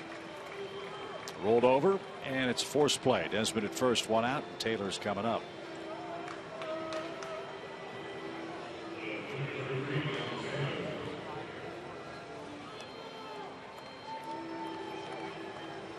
Taylor's 0 for 2. Michael has struck out. Came last time up. He's reached base via hit or walk in 16 straight for the Nationals.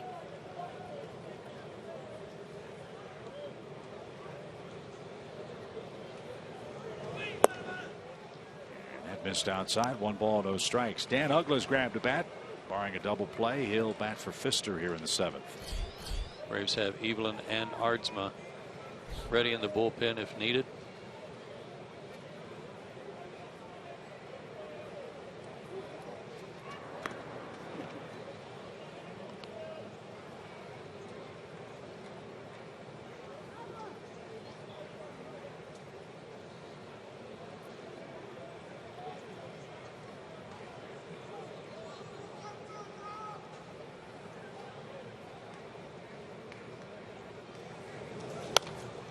Pop fly foul by Taylor. It's a ball and a strike.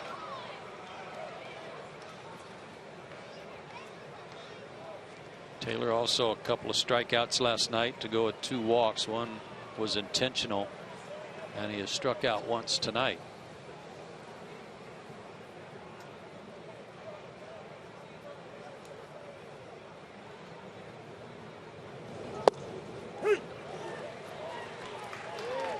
One and 2. Took that one right down the middle.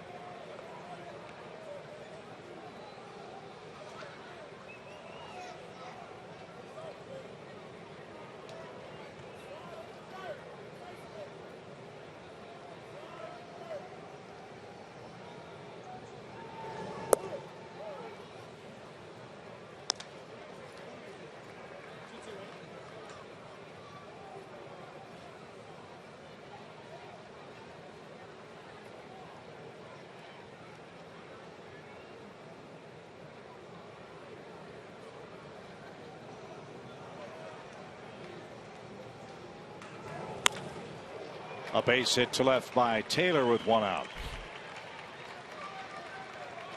And it will be Dan Uggla.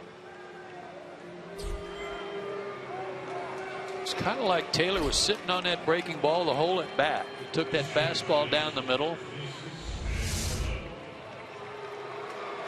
And then on that slider, he wasn't fooled that much. Granted, he hit it off the end of the bat a little bit, but it was as if he was looking for it from the first pitch on.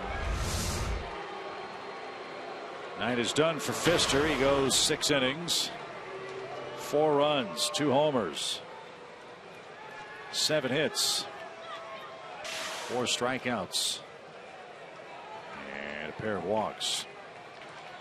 Dan Uggla had the game of his life against the Braves April 28th. That was that huge comeback by Washington.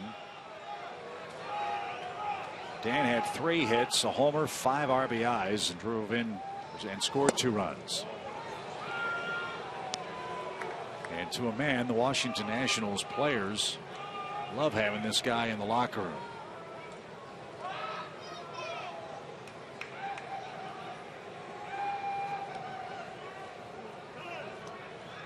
And had a spot start against the Phillies in their doubleheader a couple of days ago. Had a few hits. Right now he's seeing the bat, or seeing the ball off the bat pretty well. 1 ball, no strikes.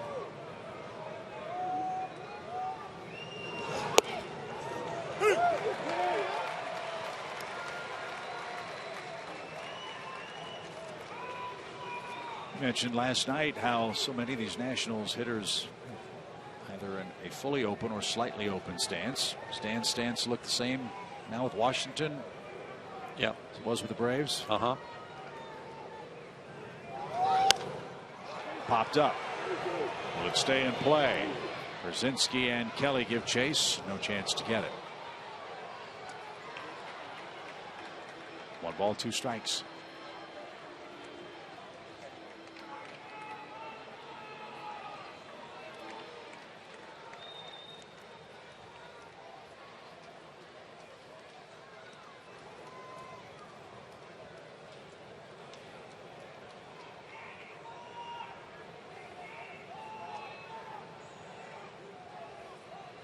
That slider that Massett throws, if he gets it down and away, is the pitch that gave Dan so much trouble as a Brave. Chased it, couldn't lay off it. That one. He almost went.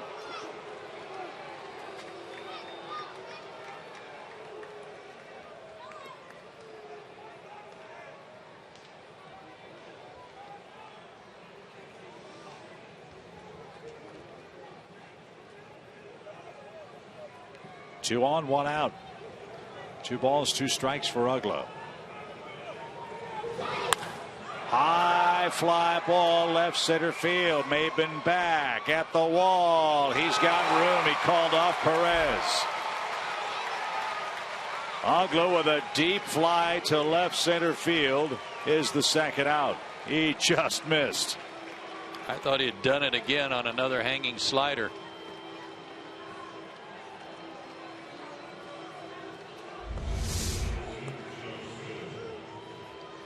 Hanging slider in the middle of the plate. Dan almost fell down going after it. And this time no collision in left center field. As Cameron again had just enough room.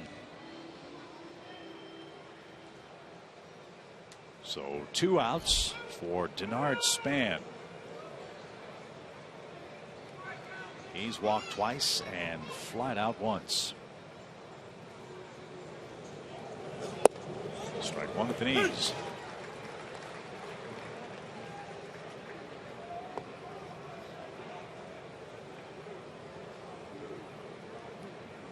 Must have had bad weather in St. Louis tonight. They're only in the 3rd inning at Busch Stadium. Cardinals hosting the White Sox. 1-0 Redbirds. 0-1 pitch. By the way, Chris Sale did strike out double-digit Cardinals last night. That's 8 straight games for the Chicago left-hander. In fact, every Cardinal had struck out at least once by the 6th inning last night.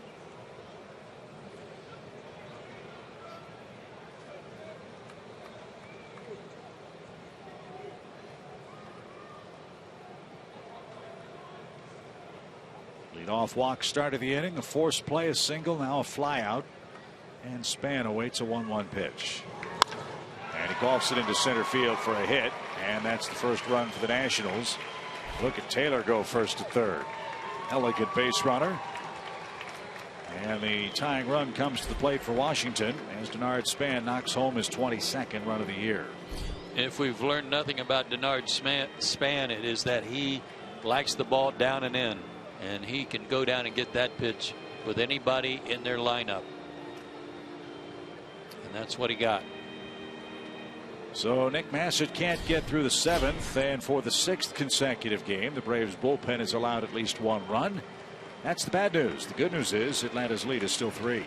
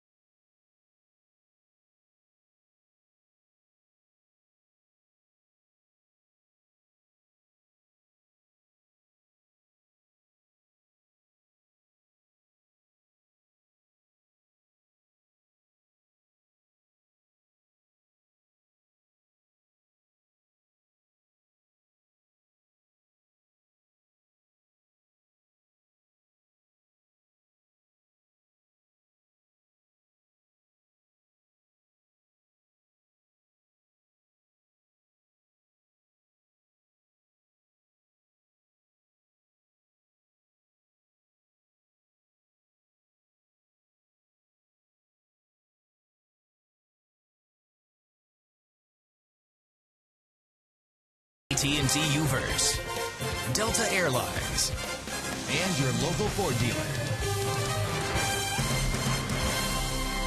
Every Thursday home game is college night. The next college night is coming up this Thursday, July 2nd. That's tomorrow night. Tickets are only $20. $10 of added value are included, and you'll get to sit in the new college section. Students with a college night ticket also get to run the bases after the game. It's a great place to mingle during the summer months. Don't miss out on these special nights. Turner Field, space is limited. Go to Braves.com/college now. I wonder which college will have the best turnout here tomorrow night. be the Bulldogs? Will it be Emory? Will it be Georgia Tech?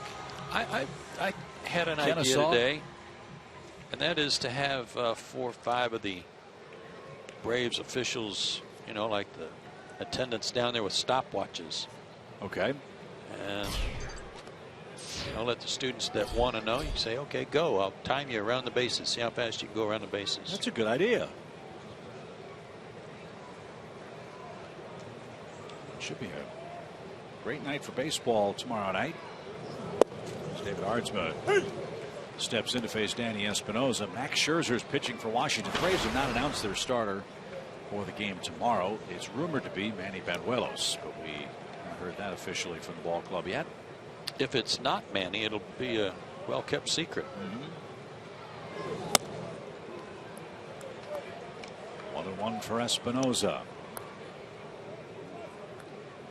A little of everything for Danny at the plate tonight. A strikeout, an infield hit, and a walk. And he represents a tying run.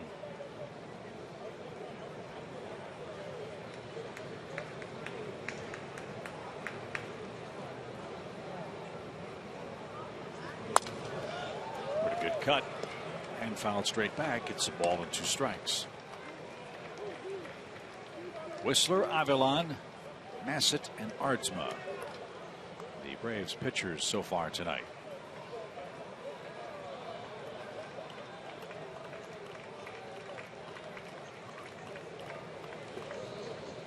Taylor and Span, the base runners. Ardsma once ended here with Espinosa. And he just did with a high fastball at 91 miles an hour. Washington avoids the shutout. They pick up a 7th inning run. Top of the order up for the Braves after the stretch.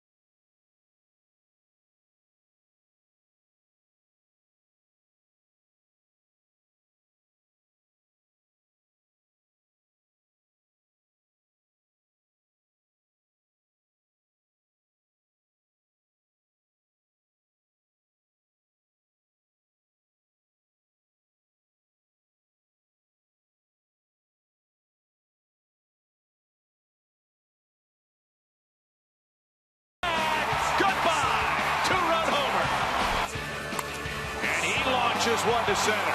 Span on his way back. Goodbye. Back-to-back home runs. Bouncing ball right side. It's a hit on an 0-2 count. And Whistler does help himself.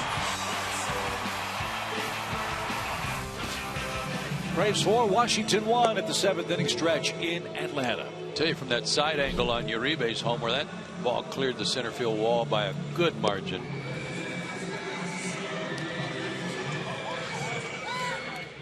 Felipe Rivero, mid-90s fastball with a slider and a changeup. We saw him in a couple of games in Washington. He was impressive. First big league win came against the Braves June 24th. He pitched the 11th inning up at Nationals Park. And he's got 2 lefties to square off with in the Braves 7th. 4-1's your score.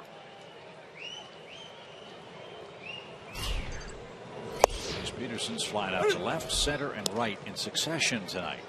So he's 0 for 3.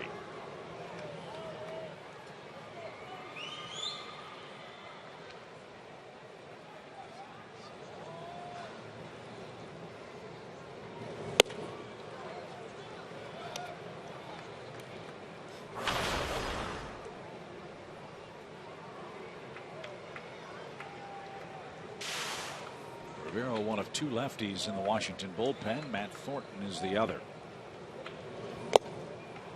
And it's a swinging strike. It's 1-2. Rivero was not an original Washington choice. He came over in a trade from Tampa Bay. He's got a good arm. He's throwing strikes, and he is tonight. He's very effective against lefties. And he showed it there with a ball in the dirt. Peterson swings and misses. And that's out number 1. Jose Lobaton, Drew Vedelson, and Felipe Rivero to Washington. Nathan Carnes went to the Tampa Bay Rays. That trade was made in February of last year.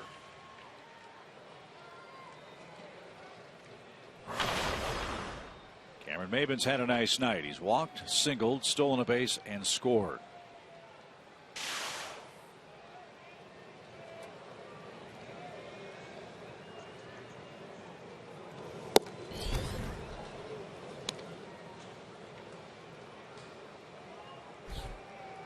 Cameron had a good month of June at 314.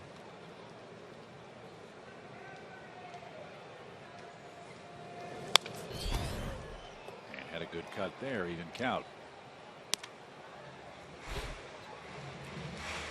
Shame of the Freddie Freeman injury is the top two hitters in front of him were doing such good work. At Peterson and Maybin, they were on base all the time.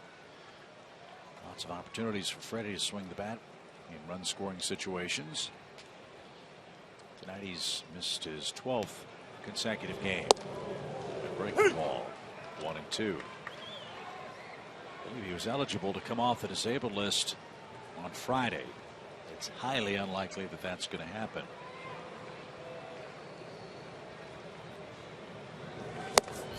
Swing and a miss by Maybin. Good fastball got him. 2 outs. Tell you what, this guy's got a short arm action, and the ball flies out of his hand. And showed you a pretty good breaking ball to Jace Peterson.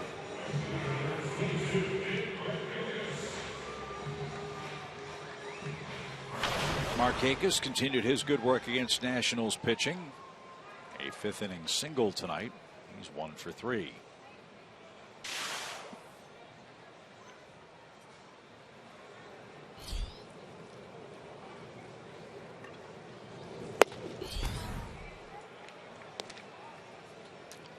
And late on that 96 letter high fastball.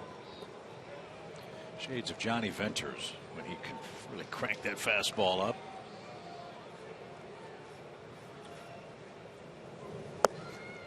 And the breaking ball missed. 1 ball, 1 strike.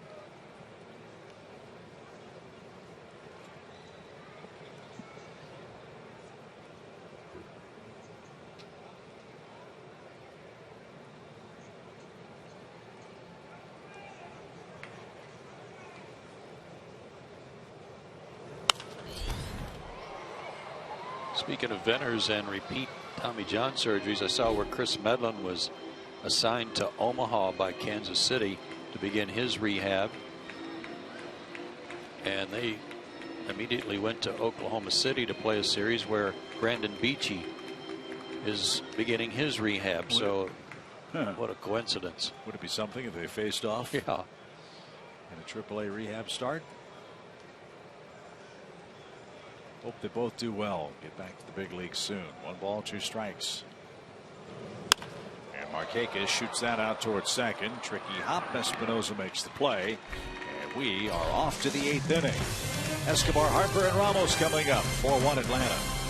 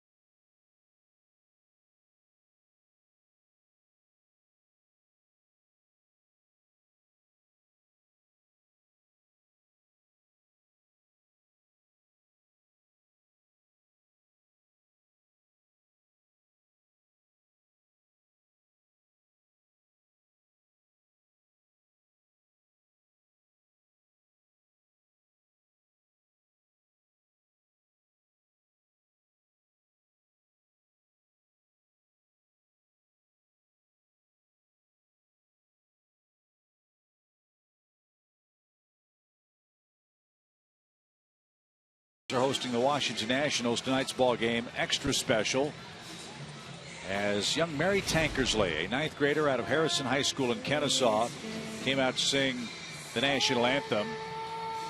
Mary is with the Rally Foundation. That young lady is 2 years post-treatment cancer-free from bone cancer, and she was absolutely breathtaking in her rendition. So we salute her for her courageous fight and for the Rally Foundation, which does such incredible work here in Atlanta and across the country. She was terrific. She did a great job on it. You know, she had to be nervous, especially after a 2-hour rain delay waiting to do it, and she was spot on. 2005, the Rally Foundation for Childhood Cancer Research got started. Since its inception, Rally's awarded more than $7 million to 120 childhood cancer research projects nationwide. They operate, we're told, at a 94% efficiency, making the Rally Foundation one of the most efficient nonprofit organizations in the world. It's something that Ryan McCann and his family have been deeply involved in and still are. And if you have an interest in helping, you can go to rallyfoundation.org or follow Rally on Facebook and Twitter at Rally Foundation. So congratulations to Mary Tankersley tonight. And we hope to hear you sing here in Atlanta again sometime soon and for many years to come.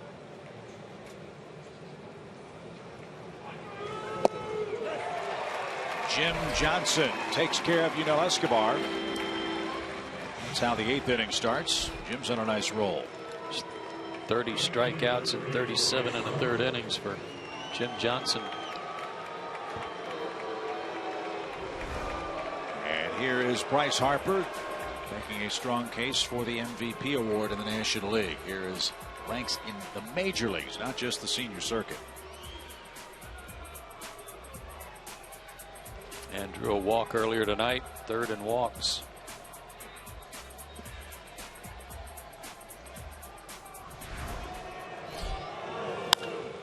First pitch popped up left side. Uribe over by the Nationals dugout. Won't have a play. It's 2 rows up.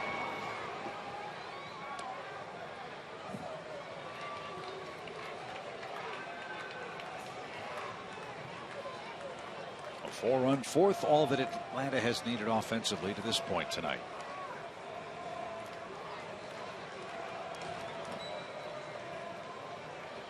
AJ Brzezinski and Juan Uribe back-to-back homers. Jim Johnson's got a string now of 10 straight scoreless outings. He's had life on his fastball, good sinking action on it.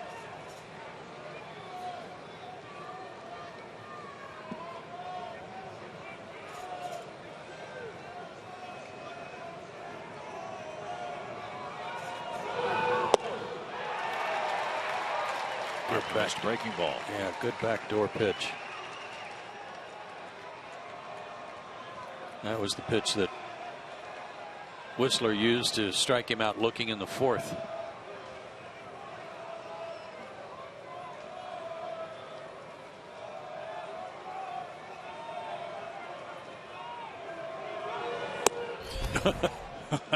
AJ didn't know what he was going to throw. AJ was putting up downside so fast, and he wasn't sure what Jim wanted, and when Jim started winding up, it was like, uh-oh, what's coming? Happiest man in the park that AJ caught it was C.B. Buckner. That was headed for the helmet. Now they're on the same page, and Harper whips one to first. Kelly Johnson makes the play. Johnson to the bag. Harper's retired. 2 out.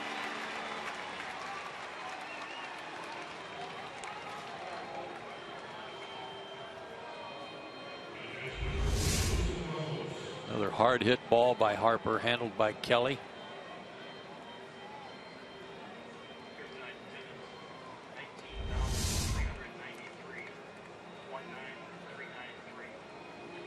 Crowd tonight, 19,393. Here's Ramos. He struck out. He's grounded out to shortstop twice. One of those groundouts was a double play.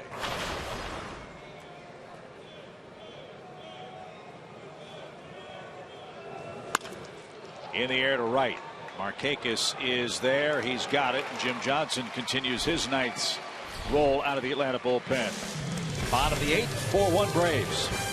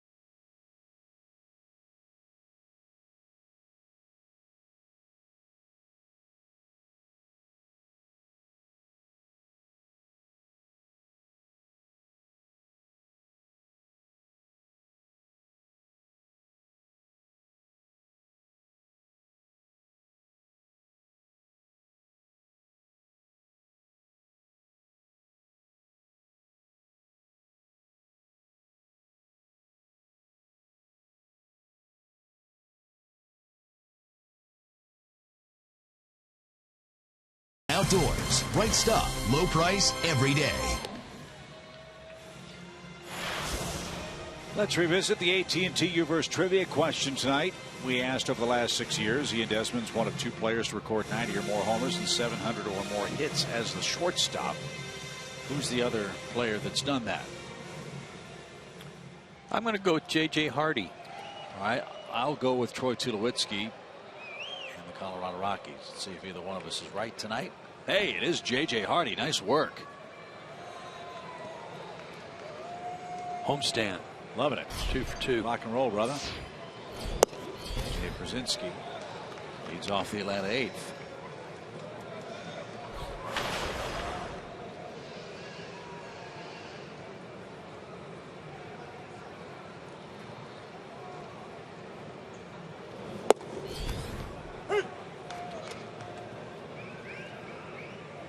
Had an incident in that game between the Colorado Rockies and the Oakland A's today.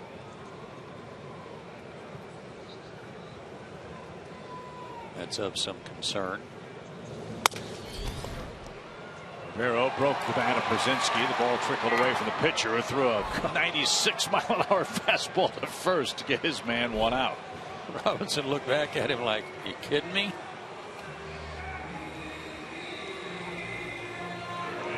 That game at Oakland today, in the first inning, home plate umpire Tom Hallion was hit in the right temple portion of his face mask and left the game pursuant to the umpiring concussion protocol. So we hope he's okay. That had to be a little scary.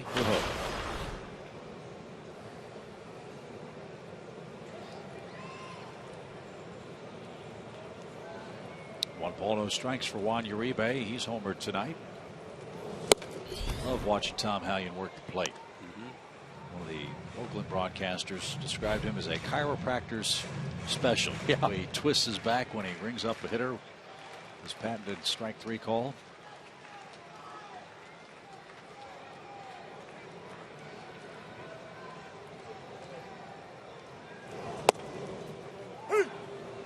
One and 2 for Uribe.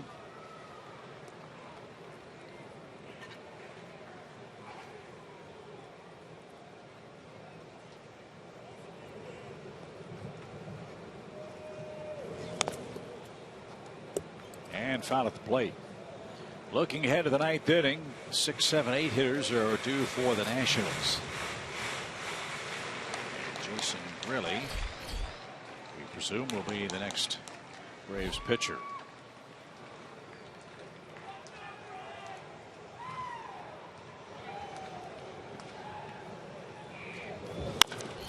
To the right side. Espinosa out there though. And there's the second out. Hope you'll join us Friday night, July 3rd. The Phillies are in town. You can dress up as your favorite Star Wars character and march in a pregame parade around the field. The only way to get the limited edition Jason Grilli Rebel bobblehead is by buying the ticket package, which gets you a ticket to the game and onto the field for the pregame parade. There are only a handful of those ticket packs left, so visit Braves.com/Star Wars and get yours today. Jason hasn't had many opportunities against Washington this year. In fact, he's only been in 2 games, and one of those was the blown save when Dan Uggla took him deep. Chris Johnson, the Braves pinch hitter for Kelly Johnson, as he hits with 2 out, nobody aboard. All the way, even count, 1 ball, 1 strike.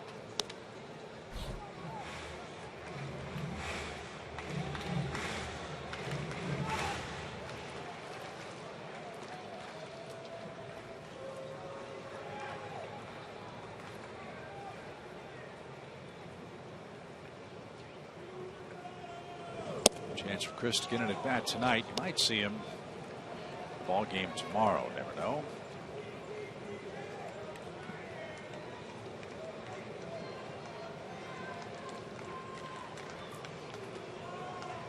Two balls, 1 strike. And that's up and away, ball 3.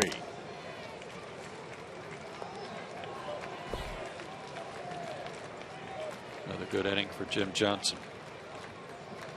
3 up and 3 down.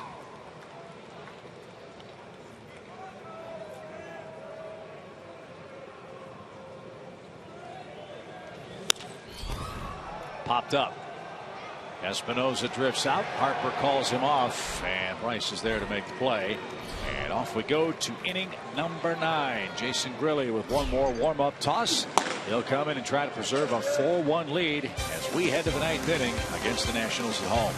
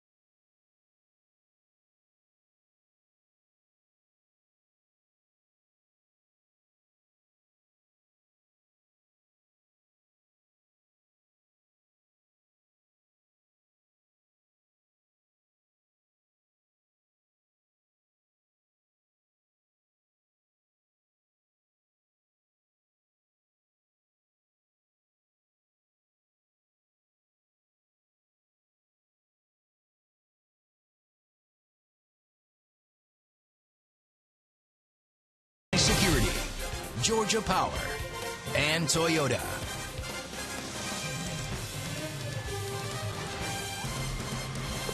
Fans, time for you to tweet your strongest fan photo to us. Use hashtag SouthDataStrongFan, and you just might see yourself in an upcoming broadcast. That's brought to you by our friends at T-Mobile. We head to the 9th. 4-1. Braves lead the Nationals. Jason Grilli is on to try to earn his 22nd save of the season. 21 out of 23, one of those blown saves. You can charge to the Washington Nationals against Jason right here earlier this season. 36 strikeouts in 28+ innings. Look at that clean inning.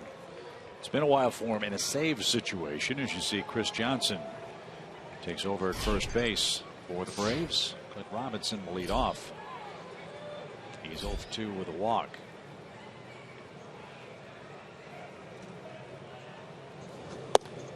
There's no such thing as an ugly win. There's no such thing as an ugly save. However, Grilli would tell you he would like to have a 1-2-3 inning. His last 1-2-3 save inning was April 25th against the Phillies. That's living dangerously. And that rocked AJ Przinsky. Foul ball. Again.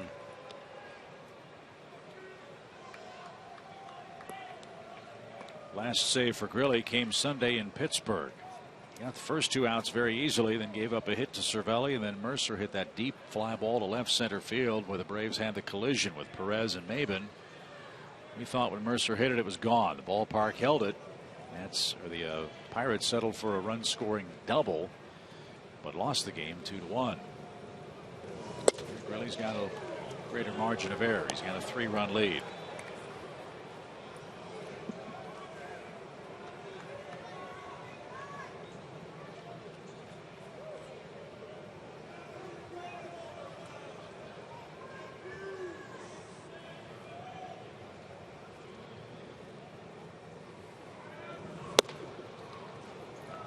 There's always talk about must-wins, series where you need a must-win a series type setup.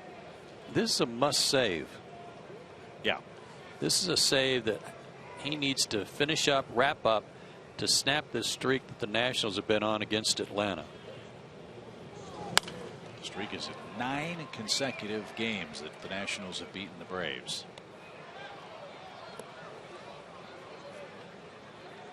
You win this one, you're 6 back. Also gain ground on the Mets, who lost today. And a chance to win the series tomorrow.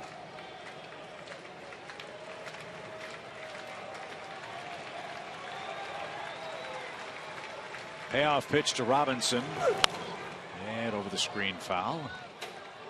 It's still 3-2.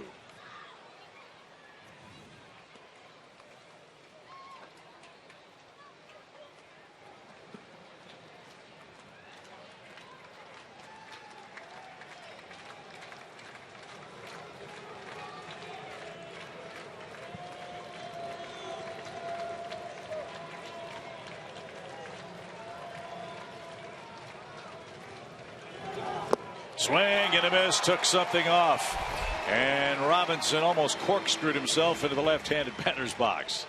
Good pitch, 1 out. After a steady diet of fastballs, went after a bad ball in the dirt.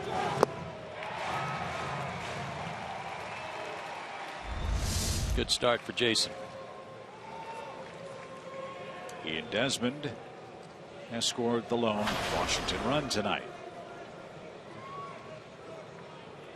Officially 0 for 3.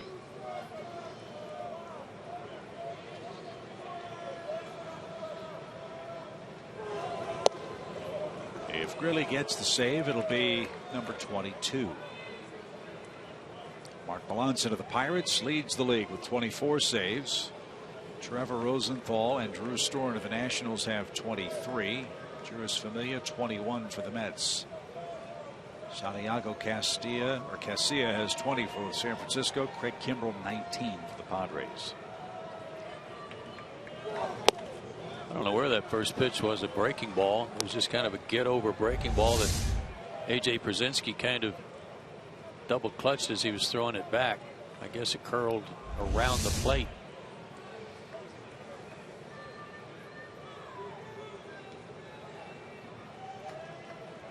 Fell behind Robinson. He's behind Desmond 2-0. Blake 2-1. Smart on Desmond's part just to make him throw a strike. His run doesn't mean anything. They need base runners.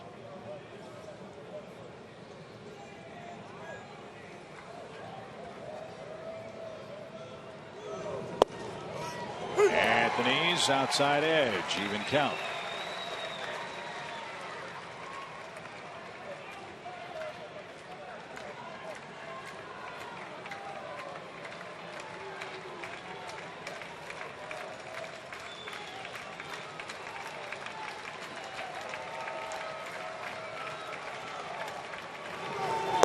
Swing and a miss. Desmond's down on strikes. Really rallies from a 2-0 count. That's out number 2.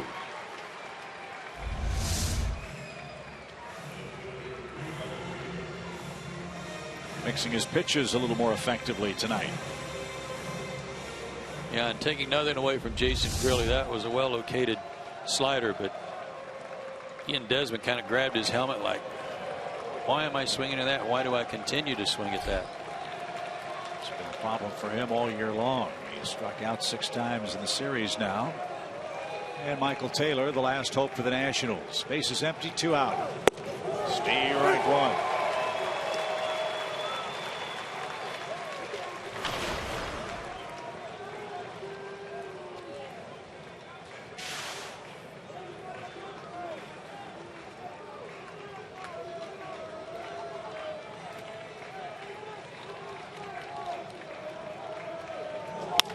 Ground ball to third. Uribe's got it. Toss across. Perfect night for Grilli. A great comeback for Atlanta in the series. They beat the Nationals 4-1. Your final score. Young Matt Whistler picks up the win. The Braves beat Doug Fister, and for Jason Grilli, his 22nd save of the year. Good things come to those who wait. We had a 2-hour and 9-minute rain delay. The Braves outlasted that and the Nationals in Game 2 tonight.